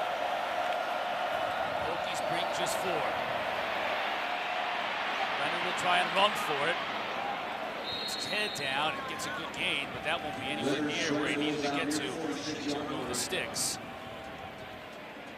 From their own 46, you've got to imagine here on 4th down. Coach Cutcliffe will punt it away, and he will. With Coach Cutcliffe talking at halftime about the offensive line struggles, wouldn't be surprised at some point if they start getting out of that empty set, start getting more towards, let's get 2 tight ends on the field, add into the protection.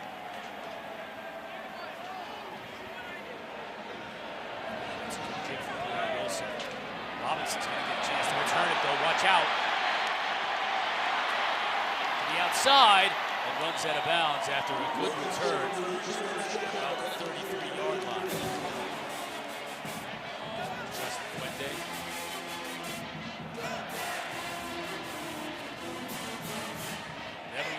Replacing a legend, Justin Fuente here at Virginia Tech after all those years under Frank Beamer. Got off to a really hot start too, winning the Coastal, 10-win season his first year here. Last year just 5-6, 27-year bowl streak snapped. Yeah, I know that was a big kind of thorn in his side.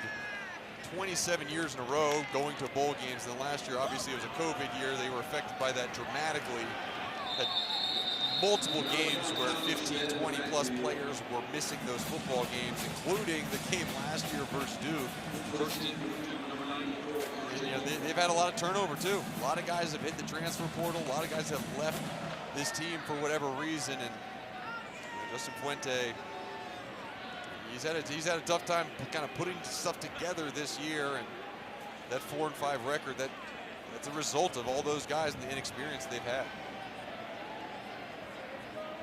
Malachi Thomas on first down, talking about inexperience, the true freshman. Hart County, Georgia. Lost 2, second down and 12. For Thomas again, this time much better results. He's going to pick up about 10. Jalen Alexander brings him down, but just 2 yards shy of the first down. Got a Duke Blue Devil down on the field.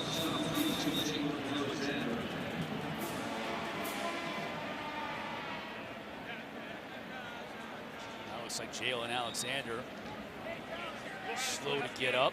Another safety. Yeah, another safety. And DeQuan Johnson, number 17, he was the guy left free to make that tackle on the last play. Inexperience showed it. Man, this Duke secondary, they're getting banged up. Virginia Tech is driving when we come back.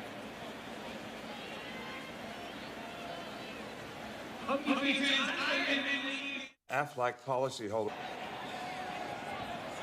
Virginia Tech leading here on 3rd down and short. Burmeister's going to try and do it on his own, and he does. 1st down. He was shaken up in that first half. Hand injury, rib injury. Justin Fuente said it, though, when Jalen was talking to him at the break. He's a tough kid. He's showing it right now. Yeah, he is tough, and they've kind of gone back and forth whether, okay, when he is on the field, how much do we want to run him because his legs are his best asset. He's one of the fastest players on the team, and so they want to incorporate that, but they also want to protect him. He's done a good job this half of getting out of bounds or just getting down instead of taking a hit. Robinson. That's a really nice pass. Jalen Stinson on the coverage, another one of those safeties that's having to come in with all these injuries on the back end of Duke, but this is a beautiful pitch. This is the best throw that Braxton Burmeister has had in the past 3 weeks.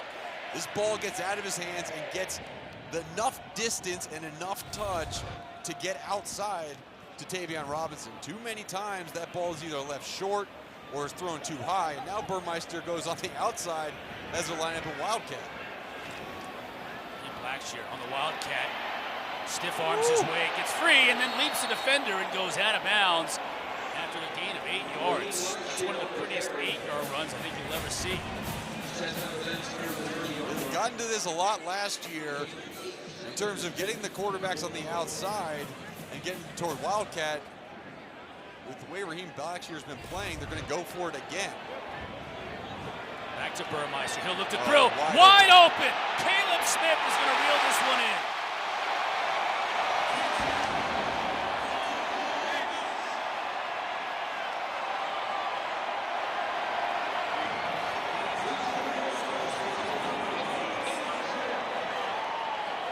Great combination of plays called by Brad Cornelson, the offensive coordinator. Everything was lined up the exact same way in that Wildcat. Good pitch, and so difficult, especially we talked about the depletion in terms of injuries with this Duke defensive backfield. There was just no one anywhere near Caleb Smith. Easy walk-in touchdown. Nice job by Peter Moore on the hole to get it down. John Parker Romo with the PAT. That's Smith's first touchdown catch of the year. The Hokies extend their lead, 24-3 here in Blacksburg.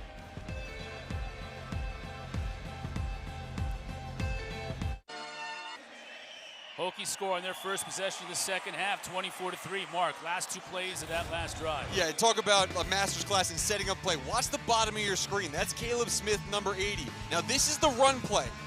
Caleb Smith kind of works that inside. I'm going to go block somebody. And now, run it back. Same formation. Watch Caleb Smith. It's the exact same motion. I'm going to work in, block somebody. Oh, no, I'm going to go deep. And that just completely threw off the defensive backs for Duke. And again, as an offensive coordinator, you want to try to set plays up. Very rarely can you do it back-to-back. Usually you have to wait a quarter, but great job on that play and great job on the connection from Burmeister to Caleb Smith. Stinson. Knocked down at about the 22. Boy, Stinson looks like he's banged up. He's playing safety right now. They need him on more than just special teams. Yeah, I was about to say, you can't afford to get another safety hurt. Had a huge return last week. Shamari Connor, captain, one of your best defensive players on special teams. Of course, it's Virginia Tech, it's Beamer ball. If you don't play kickoff or punt, it's almost disrespectful. Frank Beamer's number 25, worn today, by the way, by tackle Terrell Smith, 7-year player. Can't wear 25 when you're playing. You got to put 79 back on. And now Jalen Coleman, number 22, is at the top of the screen. He's the running back in, very fast player. Leonard has pressure up the middle. He's going to go down. Alan Tisdale got him.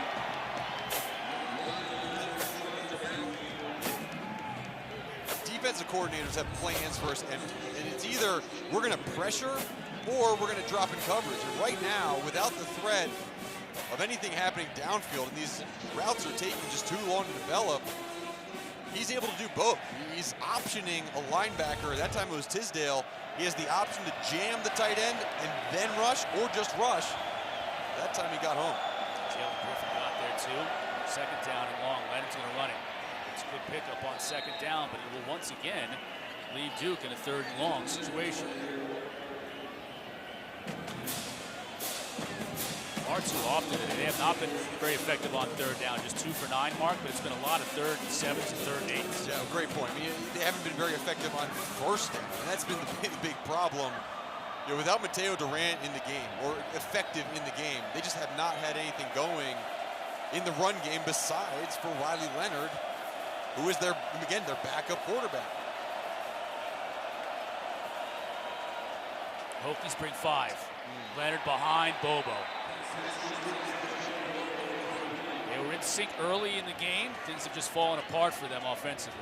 Yeah, it's the pressure that Justin Hamilton, the defensive coordinator for Virginia Tech, is bringing. It's starting to get in Riley Leonard's head that even if he is protected, he feels that clock going off that, hey man, someone's going to hit me pretty soon. And I think it all started with that big hit on the sack from Chamari Connor 2 drives ago. Porter Wilson again. Robinson. No fair catch. Takes a hit after receiving the punt. Stays on his feet. Gets it to midfield. ACC's best punt returner hangs on and gets his Hokies position in midfield. We got to talk to Tavion Robinson this week, and he's just a joy to talk to. He loves football, and then we got Justin Fuente on the call afterwards, and he said, "Man, I just like this. He's just like a kid out there in the most positive way. He loves football. If you correct him, he'll smile at you, and it's really fun hearing these stories about some of these players who they're just in it for football. They just love the game of football, and maybe don't recommend catching that and trying to return it on the punt, but he's a kid, he likes to play." So is Keshawn King showing the quickness as to why they loved him, a 4-star recruit coming out of Orange Park, Florida.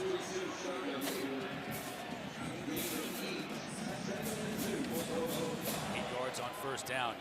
King dancing, trying to find that crease. Keeps those legs churning though. 180 pounds and is able to move the pile enough to get a first down. Yeah, Keshawn King, he was a guy that back in 2019 they were so excited about. 79 rushes on the year. And last year he got relegated to special teams. He had no carries last year at all.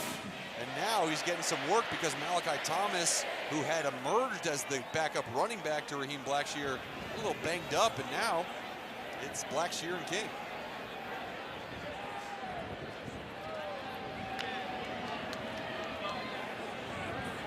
Burmeister thought about throwing it, but why? When you can run it for 10 yards and pick up another first down. 12. He's so fast. Anytime you put a defender in a bind, like they did on that last play where, okay, I got to cover the tight end running down the field, but I also see Burmeister flying directly at me. You just get put in a conundrum. It's almost impossible to choose correctly.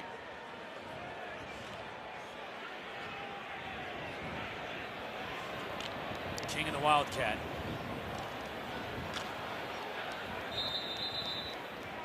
Good gain on first down to 5. Johnson brings him down. This is enough, first drive of the second half mark for Virginia Tech. Drive down and score. Second drive, churn clock. You're up 21 points right now. You can see we're already halfway through this third quarter.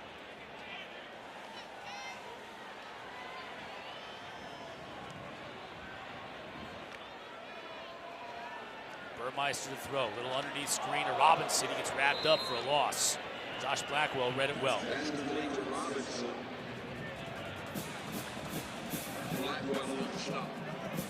Good job by Blackwell, and tried for that little tunnel screen to the wide receiver. Not as much in favor of tunnel screens right now for Florida State, for Virginia Tech, because Virginia Tech, they're going against a secondary that they're beat up. Keep the guys on the edges, on the perimeter. Don't make them run back in towards the defensive line. Burmeister has all kinds of time. Now he rolls the pocket, has a receiver open in the end zone for the score.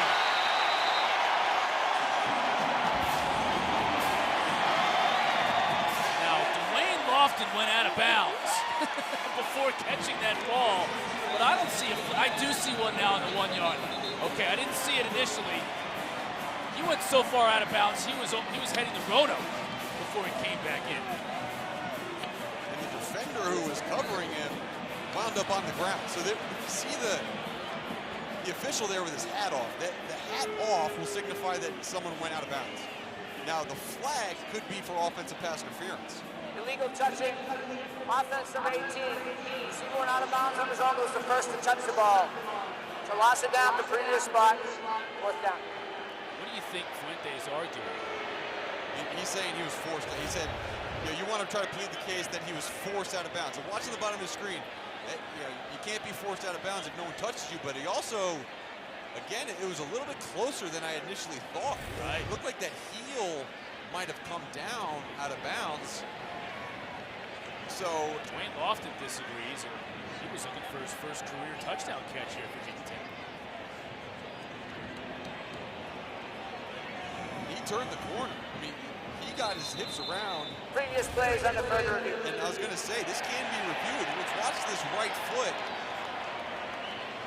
Oh, wow, great placement by that little board. Right. That left foot didn't go out of bounds, so we'll see. It's going to be close. Get the ruling when we come back.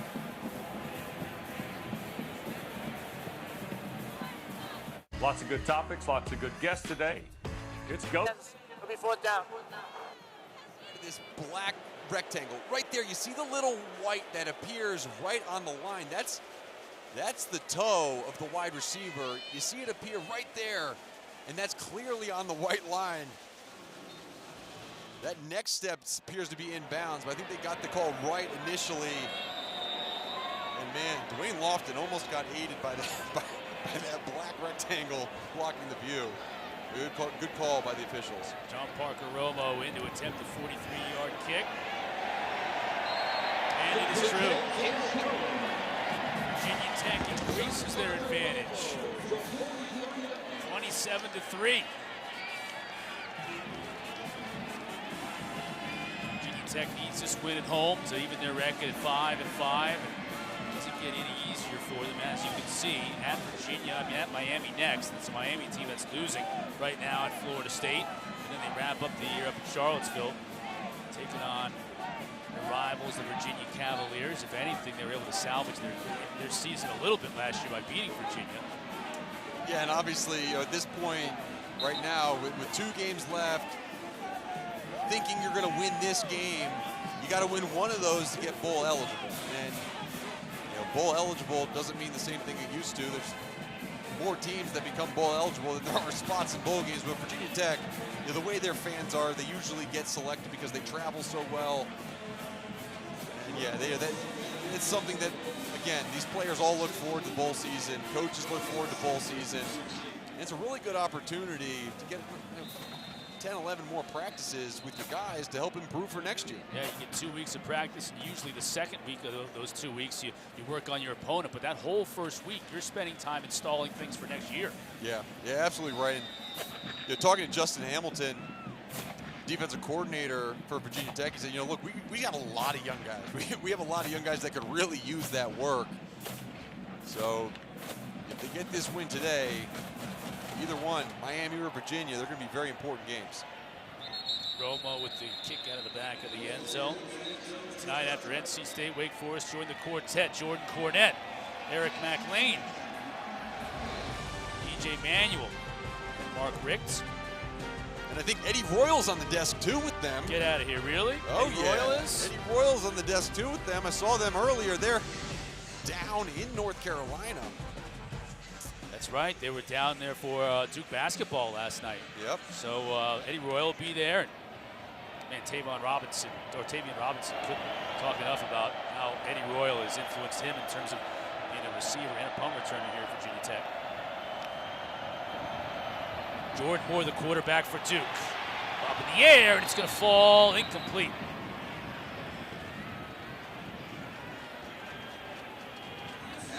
That was only the 6th pass that Jordan Moore's attempted all year. They usually have him in for running plays. He had 26 rushes coming into today.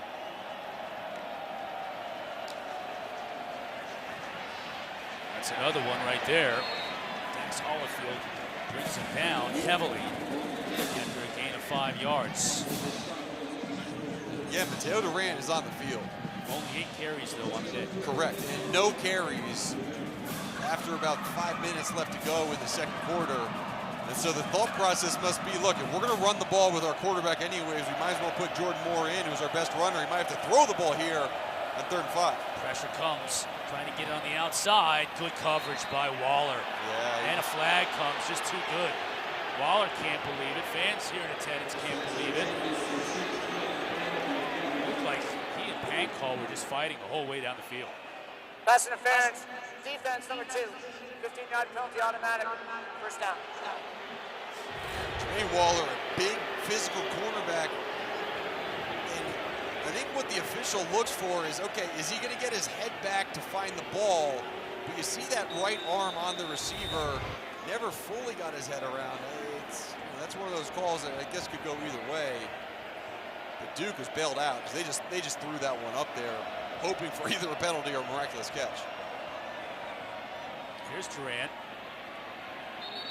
Won't go very far. Hollifield has had a ton of tackles today. In on it once again. Yeah, Dax Hollifield.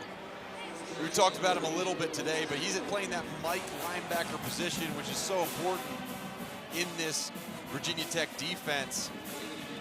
Back at home where he really feels comfortable. And you see today, only 28 yards on the ground. Obviously not 100%.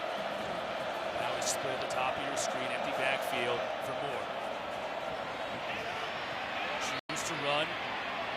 Nice block downfield. Another flag down. And another one. So we had one at the point of attack and then another one way back here in the offensive backfield by the referee.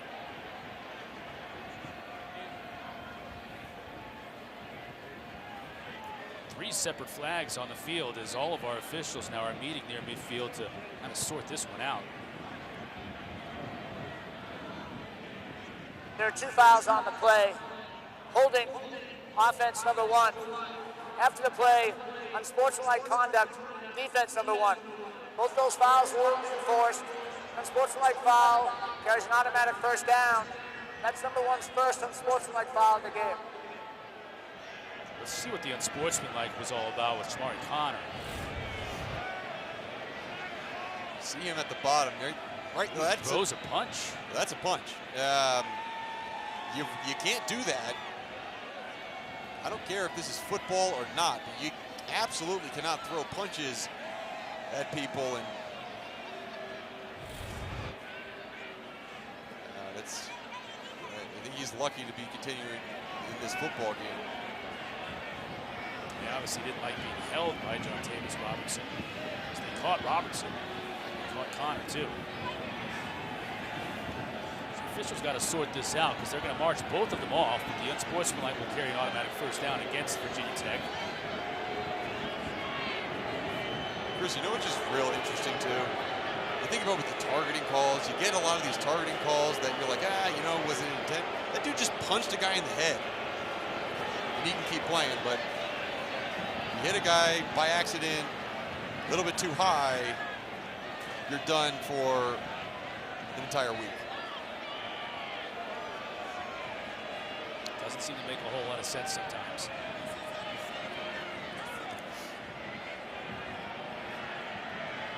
What Virginia Tech is dealing with here today is too many penalties. They already have a season high already. Before that penalty was marched off, 72 yards today, Mark. We still have 4:31 left to go in the third quarter. Yeah, you're right. And some of them are just undisciplined penalties like that last one. But these are 2 teams that both usually don't have a lot of penalties. And today is really an anomaly for that. But either way, that extends the drive for Duke. Moore's going to run it. Nowhere to go. Absolutely buried in the backfield. Hollifield is, of course, involved. He is so hyped all the time. I love that. I love watching it. And this is a guy, he has waited his turn. Rayshard Ashby, they called him Rook. great linebacker for Virginia Tech for a long time. And Dak, he played next to him where he really should have been in that Mike linebacker spot. And he's waited his turn, he's stuck around. And he has had a fantastic game this week. Last week he had 10 tackles versus Boston College. And another flag down the field. Jordan Ward is just running for his life. Holding, offense number 50. 10-yard penalty, second down. And this time they got wall ball.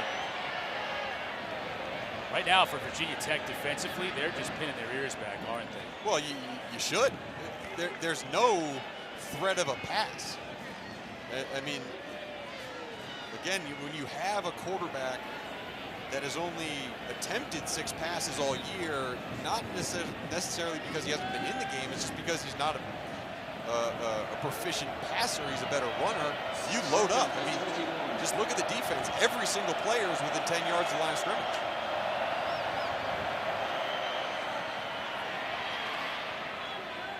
They played Calhoun. Get some of those yards back. And you see the ability, right? I mean, that was a great pass. Like, that was a well-thrown ball, well-timed over the middle.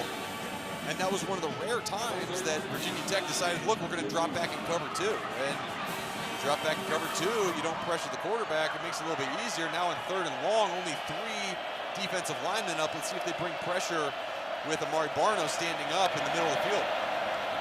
Oh, will. Goodness. A lot of hitting going out there. Moore again running for his life, and he gets rid of it. That should be an incomplete pass.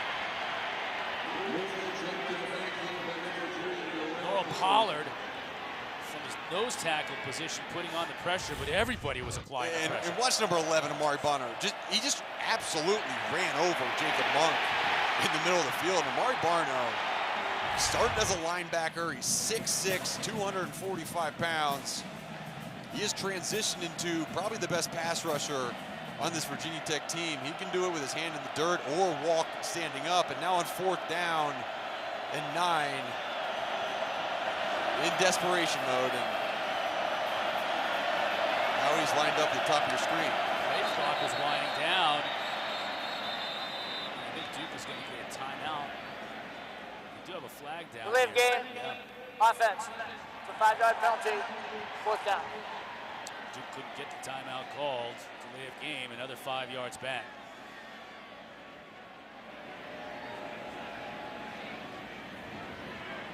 The offense is staying on the field. You got Jordan Moore at quarterback. And Jake Bobo is also not on the field. So right now, I mean, we got to look for your best option. And it could be Eli Pankel or Jalen Calhoun. Jalen Calhoun, I think, is at the top of the screen.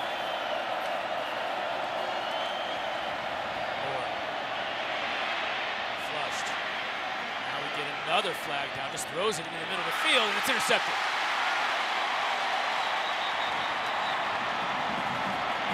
Tay Daly, the transfer from Vanderbilt's first interception as a member of the Virginia Tech Hokies, will check the marker. You got to think this is holding on Duke from where the flag was thrown. Personal foul. Illegally used of hands to the face. Defense number 11.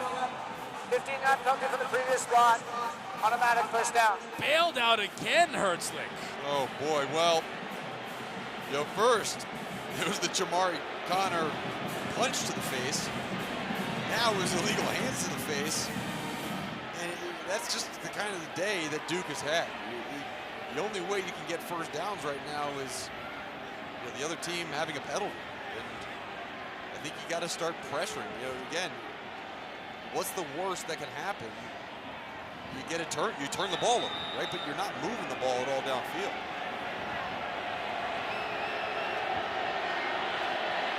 Almost 100 yards of penalties now against Virginia Tech, not even in the 4th quarter. More to the end zone. As a receiver, touchdown, Blue Devils. That's Eli Pankel. And that's exactly what we're talking about. Just take the shots. And there was only so many times that Virginia Tech can line up in 0 coverage without getting challenged.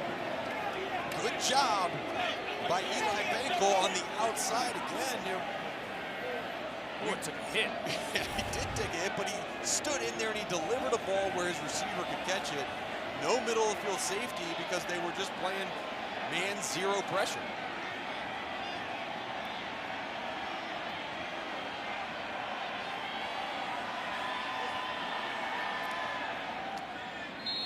And with the PAT, okay.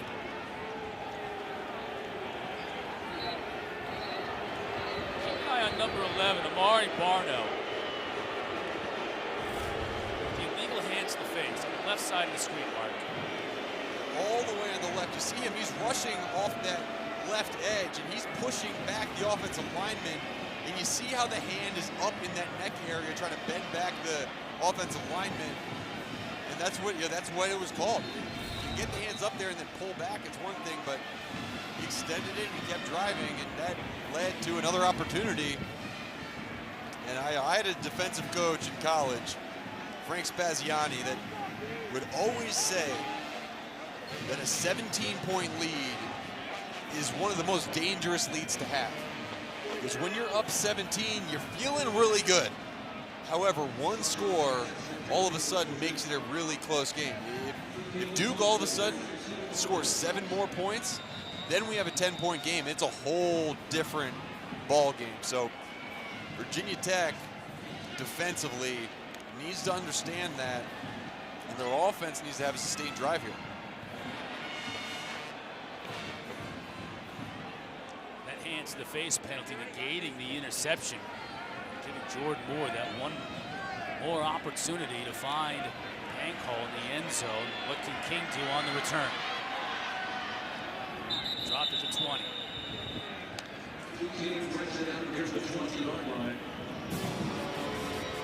So until that last drive, Mark, by Duke, Virginia Tech had just dominated the second half.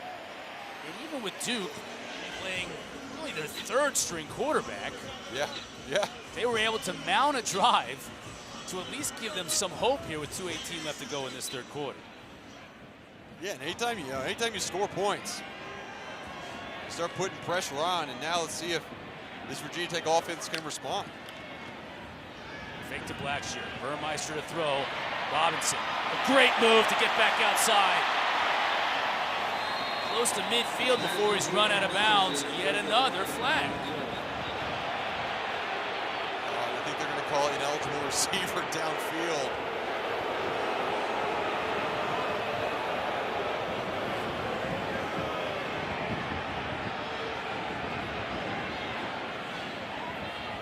Ineligible receiver downfield on the pass. Offense number 68. It's a 5-yard penalty, first down. Came Moore that time, the right guard.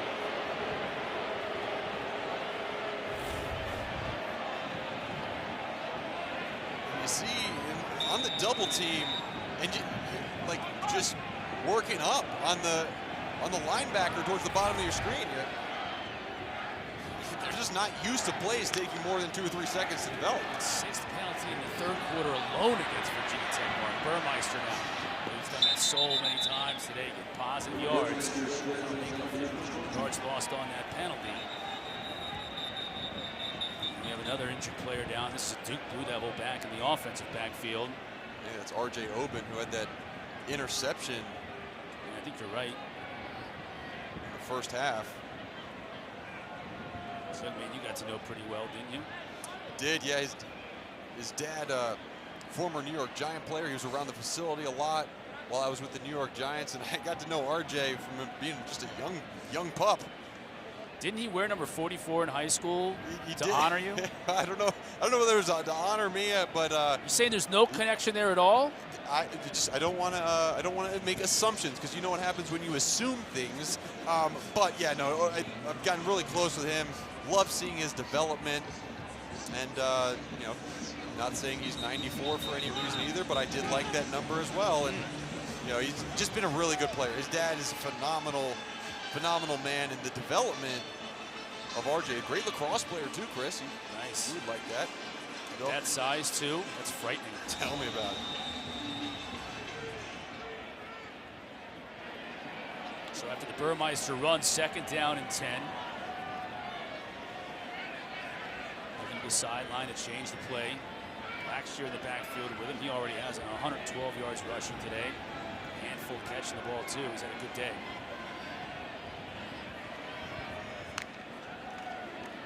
They'll give it to Blackshear. Just pounds into the teeth of that Duke defense.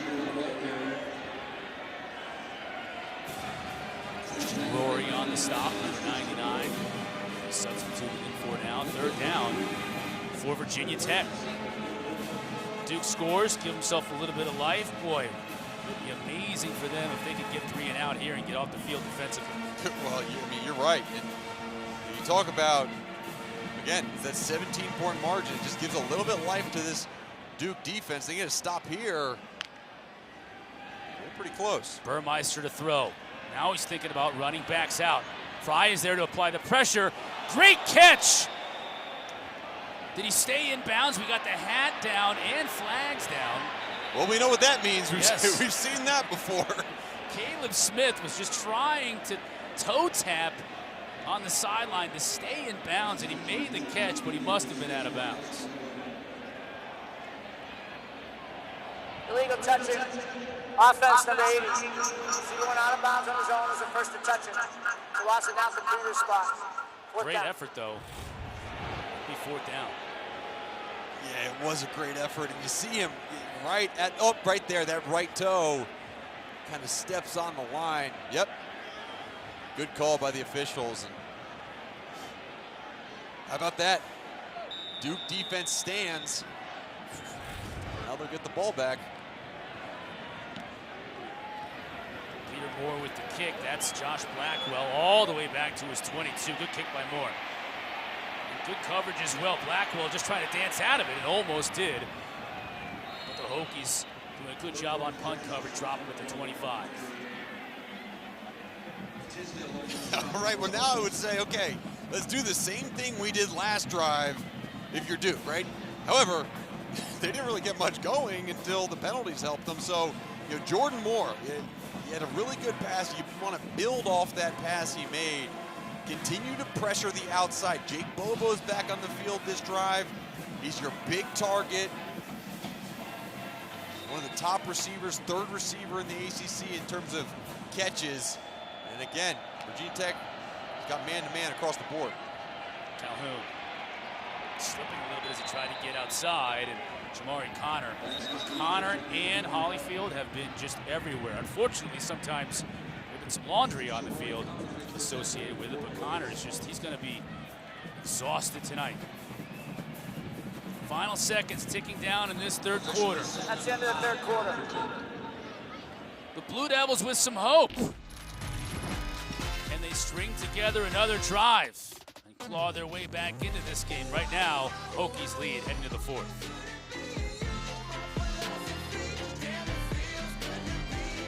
For everyone from players to parents, football offers unlimited growth with even more to learn. Visit futureforfootball.com. 5-yard drive, 51 of those yards came by penalty. So you've got Jordan Moore now at quarterback for Duke. Gunnar Holmberg injured, couldn't start today. Riley Leonard started, the true freshman. He's given way to Jordan Moore. What can Jordan Moore do here? Not much on that pass. Calhoun was covered well. It'll bring him 3rd and long.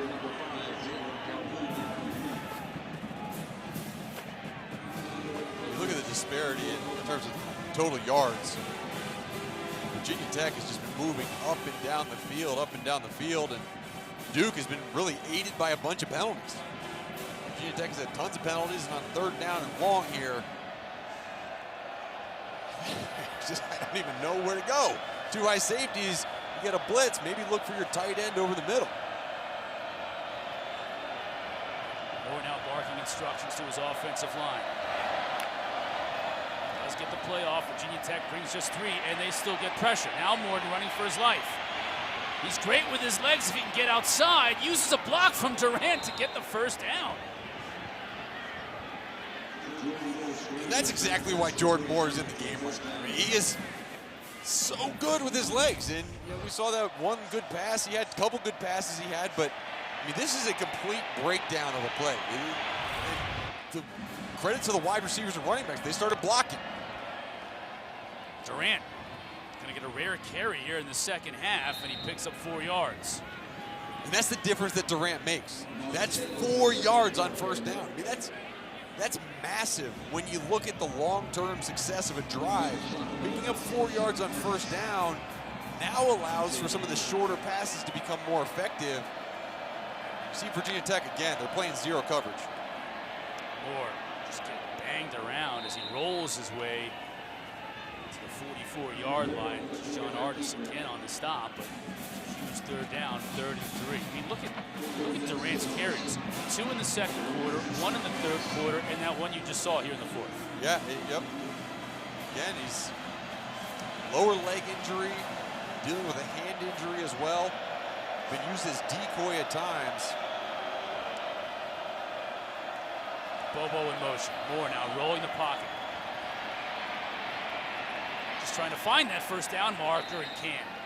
Maybe got a yard on that play, but that's 2 yards shy of where he needed to get. Now you got to go for it here. Yeah, you got to go for it now. I mean, again, you don't have to. You have enough timeouts, but just with your inability to move the football when you're around midfield, you want to try to pick this up. And you're going to get man-to-man everywhere. Let's see if they try to go down towards the bottom of the screen again. It's going to be Daryl Harding working on Dorian Strong. More to throw. Trying to get it out here, and he does! That's Harding, and a flag down. Still on his feet to the 15. It's going to be one of the two of them. It looks like they're going to call it on Harding. Pass interference, offense, number 3. It's a 15-yard penalty, 4th down.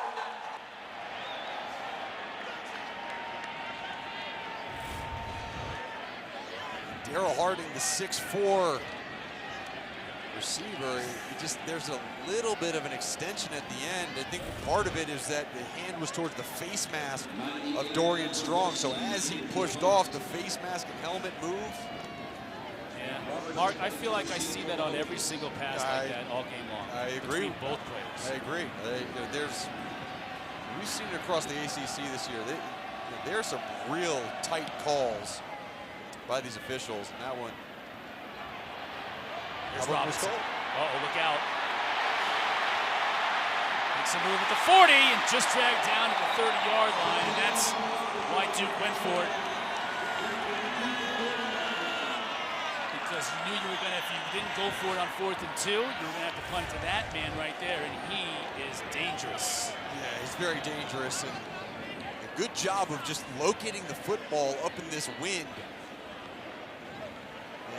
Man, he almost took it all the way back.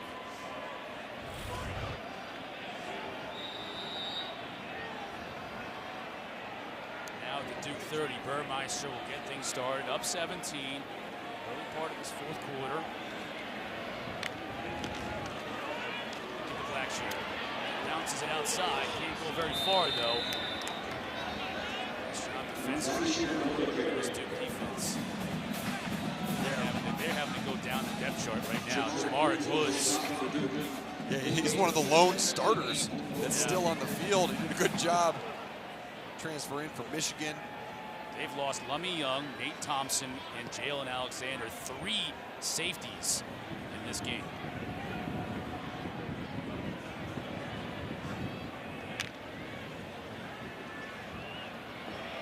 Burmeister has an alley. If he can get there, he does. 20. Steps out of bounds at the 13. It's good to see R.J. Oben back on the field, number 94, but just the speed of Braxton Burmeister. He might be limited with his injury towards his in his torso, but he's still got that speed, and it's just hard to bring down a guy that fast. He's got 56 yards rushing on the day to go along with 202 throwing. He'll try and throw here, back the other way. Blackshear has a blocker in front of him, cuts it back inside, he'll score.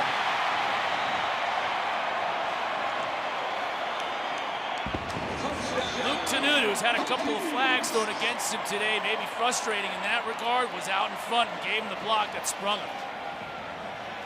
Yeah, and Burmeister finished the play on his back again, but this has been a really good game plan by Brad Cornelsen.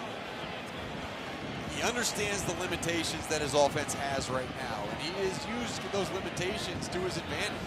Getting Burmeister on the run, away from where the intended pass is going to go.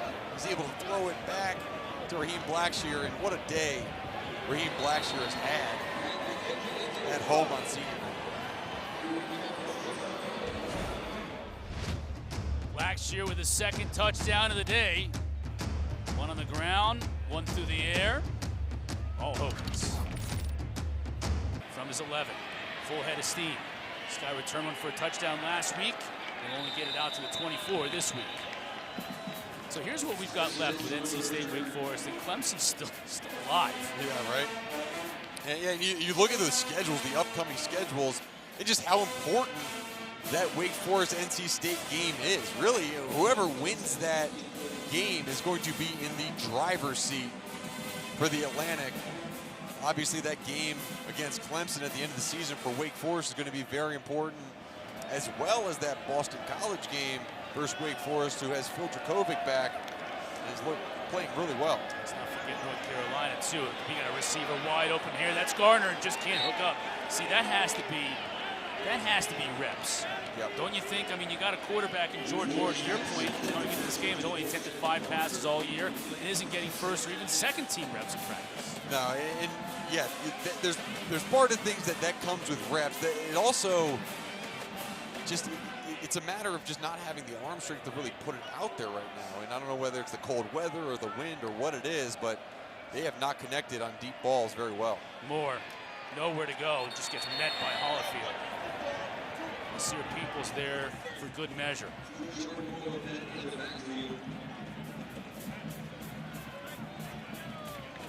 Good shot at Dax Hollifield. He's had a great game tonight. Little brothers on the team now. Jack Hollifield. Yeah, Coach Fuente said they're not alike at all, No. personality-wise. They said they're both really hard workers and really good players. Oh, how about Fumble! that? Ball still loose. It's going to be picked up by Virginia Tech, and this is going to be a touchdown. Taiwan Garbutt. And that will be a popular touchdown with his teammates. And it is, as you can see him on the sideline. He's running away from his teammates because he knows they're going to mob him. Now he's looking for someone to give the football to. He's looking for someone important. Yeah, rightfully so. Talk about Garbutt. He's just been a really, really interesting player for this Virginia Tech team. Missed a lot of last year. He was Going home. on the field is a fumble recovered by the defense for a touchdown. That plays under further review. He went home for a lot of that. He talked about his kind of emotional health, and he was a little bit emotionally fragile last year. And while he was home, he got calls daily from Fuente, from their defensive line coach. Nice shot that time by Noel Pollard, stripping it. Yeah, absolutely, and being in the right place at the right time is Taiwan Garbutt. You know, being a part of this team helped him kind of recover from some of the mental health stuff that he was dealing with, and he is a big proponent of working on your mental health and your mental strength as well as your physical health and your physical strength. And there he is right here, Johnny on the spot, picking up the football, running in for 6 points. We had a great conversation with him this week. Just an inspiring guy. Yeah, really good dude.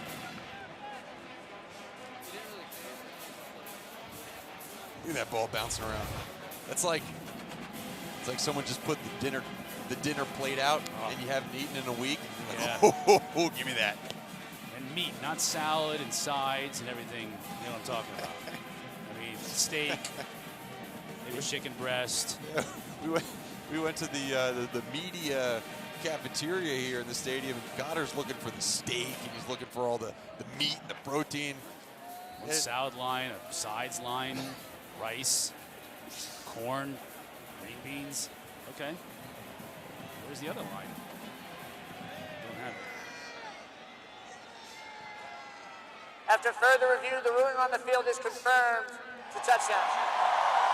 How many fumble recoveries did you have at Boston College? A lot. And a ton lot. of interceptions. Yeah, I did.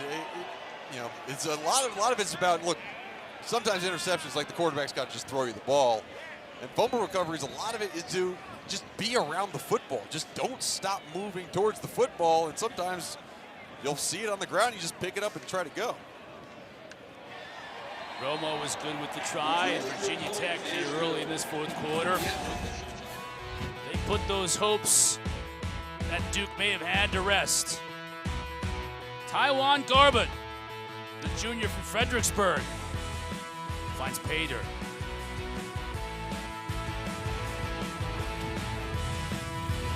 Score. Great job by Norrell Pollard. Going for that throwing hand, knocking the ball out, and then good scoop and score by Taiwan Garbutt. Jalen Johnson was down there on the sideline when he got there.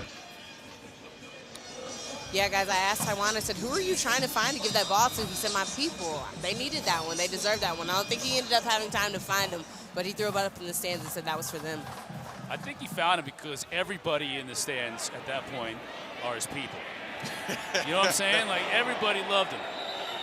And the type of guy he is, if you got to know him, I think they love him even more. Yeah, I think you're probably right. I'll tell you what, one thing about Hokie Nation I've learned from playing here against them and against their team for a long time is their fans, man, they love defense and they love non-offensive scores. They'll take an offensive score, but when you score on defense or special teams, that makes this crowd feel a certain type of way. So you're right, they were all his peoples after that one. It's Beamer ball, still alive and well here in Blacksburg. Moore, and he is slippery. Look at him, still alive. Yeah, where was that play all game? Got a blocker in front of him, and he steps out of bounds inside the 40. And this is the first time we've seen the zone read at all today. And it's a little bit surprising. Dave Cutcliffe is a triple option kind of disciple as you go back in his career. He loves having that. He told us this week it'd be a part of the game plan, but that's really the first time we've seen it today.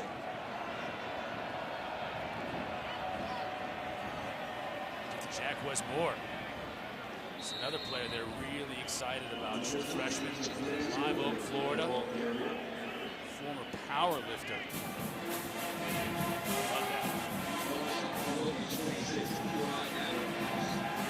We asked Jeff Ferris, their offensive coordinator, earlier in the week about him, and he just lit up, smiling, laughing.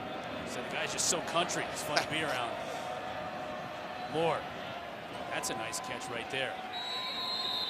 Pulled in by Malik Bowen Sims, first time we've mentioned him today. And this is the RPO game that I guess we're used to seeing from Duke, or maybe we expected to see more of. Now they're going back to that empty formation, which we've seen all game. The empty formation has really led to a lot of pressure on the quarterback and Moore kind of running for his life. Moore quickly out, just couldn't hit the other Moore that time. Jaquez Moore was out, split wide, and Jaquez Moore may have been hearing the thundering herd approaching him on that pass. And Jaquez Moore, he's a guy that we're going to see more of, right? Jeff Ferris said, hey, we might see a little bit of him in this game, but as the season progresses, we're going to use him. And with the injury to Mateo Duran, wouldn't be surprised if, again, he sees more action here, but next week, steady diet of number 20. Foul in the tight end. It's close to the first down marker, but just a little bit shy. Third and one, obviously 4-down territory here from Duke Blue Devils. Haven't seen Jake Bobo in a while either. Mark, I think you mentioned that. Number 19, leading receiver for this Duke Blue Devil team, he's been absent. Moore going to keep it himself. First down and Moore keeps his feet, squirts his way towards the 5, but fumbles the football into the end zone. Recovered by the Hokies and Shamari Connor. The officials may be marking him down. I believe that this line judge here, the near side on the field, field, the runner was down before the ball that came loose. First down.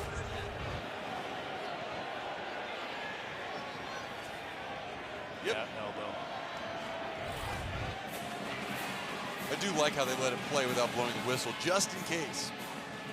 Just in case.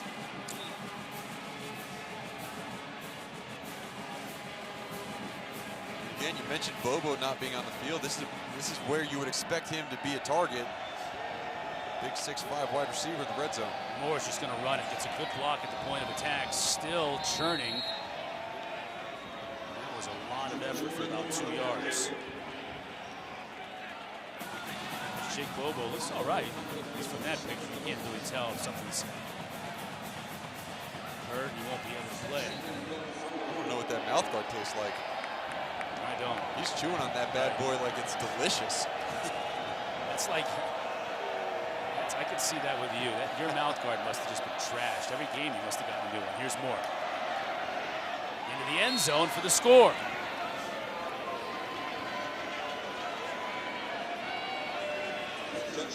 Duke got something going with that zone read and that one long run by Jordan Moore, and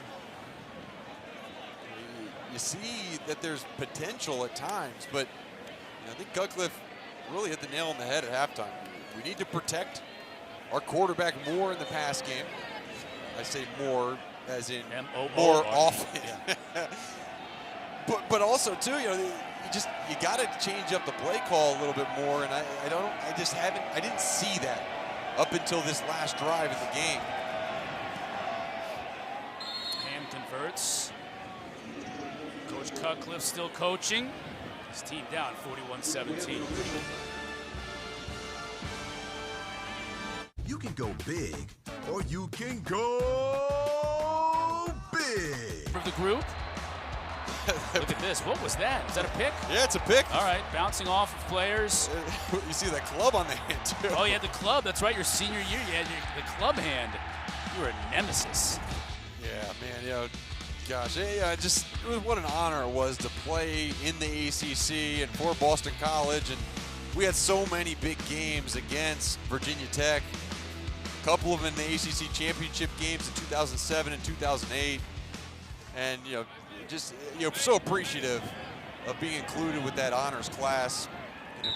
All get together down in Charlotte for the ACC award show, then the ACC championship game. Yeah, Anthony Dilwig, a member of that class from Duke. Also Frank Beamer. Yeah. Part of it. Yep, and Dan Marino will be there too. I think my wife's favorite football player because of Ace Ventura, so I'm going to have to definitely ask him about that. You'll have your wife with you. I'm sure you're going to bring the kids down too. Can you imagine that? Oh my goodness. Yeah, well, I know I could imagine that. That's why they will not get over here. What are you doing? Put that down the entire night. Knox Kadum getting an opportunity now at quarterback for Virginia Tech. Had to come in and spell Burmeister a bit in the first half. He did a heck of a job. King's also did a nice job today running in, catching the football. Had a long touchdown catch in that first half. Right. And just another thing, just about this ACC and how these teams have really support each other. The year that I was sick with cancer at Boston College, every single university that we visited at away games, they presented checks towards Ewing sarcoma, the cancer I had researched. And I remember being down here, and Frank Beamer was the coach, and they had a really good running back, Evans, who was out for that year too, and they presented me with just one of those big checks, and every single ACC school did it that year. And it just, that was really one of the first times where you really feel the community that the ACC brings together. Yeah, you're going to compete every single week on the field, but this conference knows that it's about more than just football, and I really appreciate that about the ACC. Second down and 6 here for the Hokies, taking their time running this clock. I'll say this too, Mark. The 3 years you and I have been calling games on the ACC network, every coach and the players we talk to, they have a lot of respect for you for two things. As King gets free. Woo! That boy's Look at that speed. Still on his feet. He's got a blocker in front of him. Down to the 10-yard line.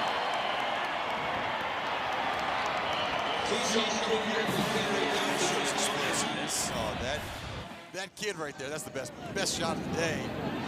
Look at this. I mean, this is what they were so excited about in 2019 with King, and it's just taking him a little time to mature. He kind of learn everything he needs to do. He's had a fantastic day today. Just wrapping things up with you about the coaches and stuff, the respect that they have for you for beating cancer and also playing the way you did on the field. You can see it every single week. You do appreciate it. There are a few coaches left over from when I was playing. Cutcliffe is one of them. Some of the coaches were playing when you were playing, like Ferris here at Duke. That's true, yeah. Safety here at Duke. Yeah, played against him. And Virginia Tech honored a bunch of the alumni that are joining the Virginia Tech Hokie Sports Hall of Fame at halftime. There were a couple guys, Macho Harris, one of them that I got to play against while I was here, while I was playing.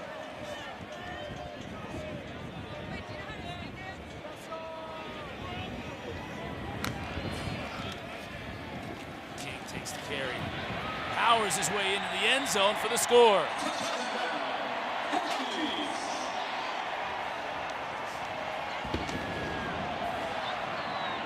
I'll tell you what, Virginia Tech has found another running back that can contribute on this team. It was Raheem Blackshear. At the beginning of the season, Jalen Holston was getting a lot of carries. Then it was Malachi Thomas in the last couple of weeks. With Malachi Thomas having a little bit of an injury today, Keshawn King has come up and just been fantastic. And that was a powerful run by the speedster back on that last touchdown.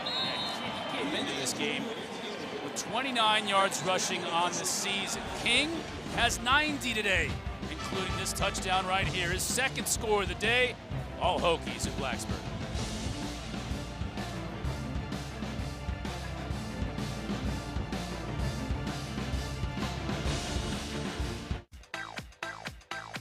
And enjoy it. Women's games at 2 and 4. Boston College takes on Virginia Tech. Pitt takes on Georgia Tech. Then 2 men's hoops games. Towson and Pitt. And then we cap it all off with Duke hosting Lafayette at 8 o'clock. Trent Davis on the return for Duke. Keshawn King. Yeah, that's a Florida boy right there. The heater. Getting in front of the heater. Tell you what, it doesn't get cold until it gets cold around here. And that happened today. It got cold, the sun went down, and it got chilly. Here in the foothills of the Appalachian Mountains.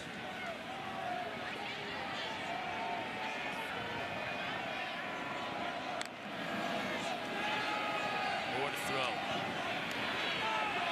As a receiver, that's Bowen Sims. That's at about 2. Ford's been impressive, I think.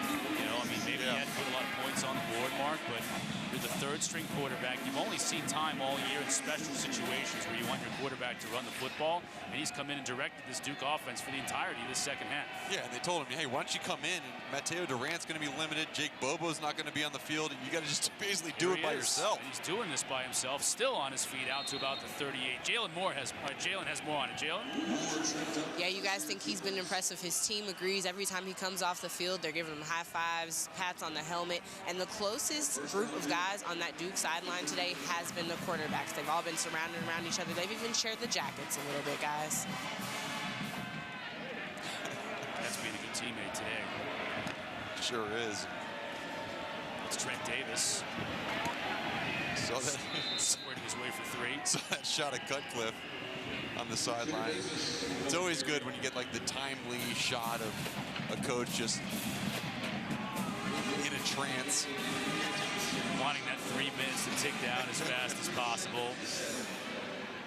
Go back to work. This will be 6 losses in a row on the year for Duke.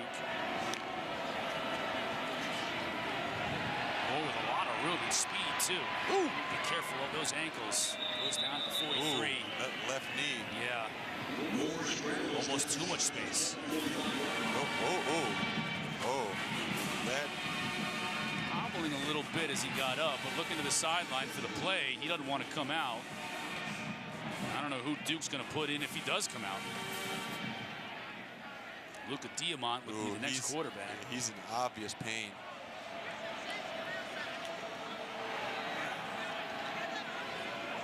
Davis once again. Let's take another look at it. Mark, he just had so much space in front of him. Oh, yep. Just lost the cleat a little bit, lost the edge. That did not look good. We've talked about toughness from a lot of players. I mean, regardless of the score, both of these teams, they've had incredible toughness by a handful of players today. Nice shot by little Trent Davis, putting his head down and moving the pile a little bit. Wilfred Penny is not a small guy to be picking up and moving.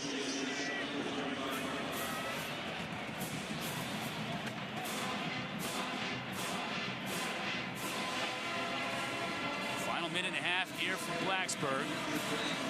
Got Wake Forest and NC State coming up tonight. That game will kick about 7:30. So when we're wrapping up here, we'll send you back to the studio. Coverage of the entire day in the ACC and around the country of college football. You're going to want to stay tuned to find out what happened in that Miami-Florida State game. Davis. Let's send it to the studio for an update, guys.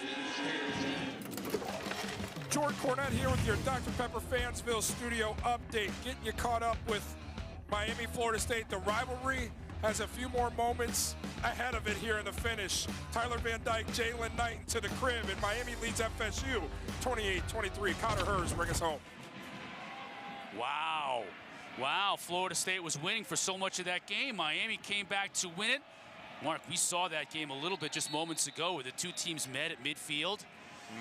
Yeah, that's a rivalry that dates back, and gosh, I mean, when you think about that game, and it was a 14-point lead for Florida State in that first half, and you start to say, okay, maybe Tyler Van Dyke has hit his game where he's not going to be able to produce. All he does is come back and have a fantastic outing.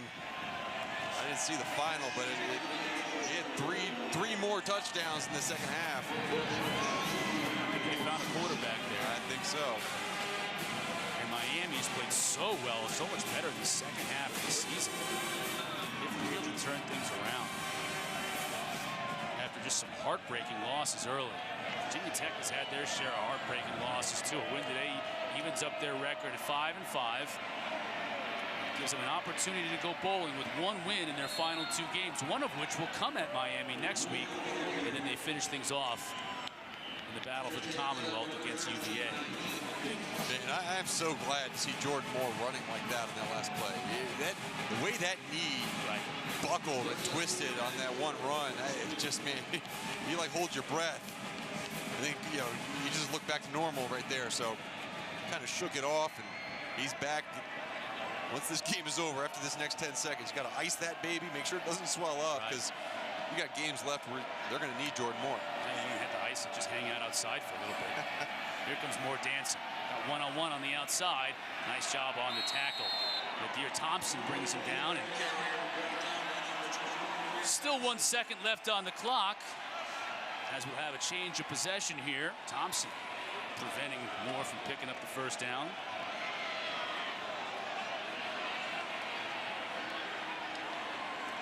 So we'll just have a knee being taken by Virginia Tech to wrap this thing up. Mark, this is going to be our last game with our full crew that's been with us all year round. I want to thank Seth Miller, our producer, Johnny Hanna, our director, Ryan Fulham, Anthony Fernandez, Dave Paulson, our tape operator, Frank Hamby, cameraman up here. Nice shot, Frank. Jerome Ingram's on audio, Corey Huffman, our AD, our entire crew. It's been a great season with you guys. Appreciate all the work you guys do. Yeah, they've been fantastic, and just like what a year. We're on the heels of the COVID year last year, and I'll tell you what, Chris, we got lucky having a really good crew, and we will be together, me and you and Jalen, but the whole crew not so much as the season goes on.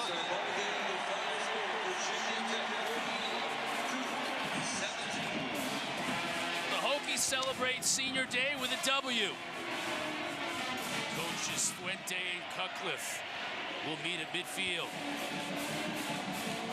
Struggles for Duke continue, but for Virginia Tech, they came out and played well in all three phases of the game.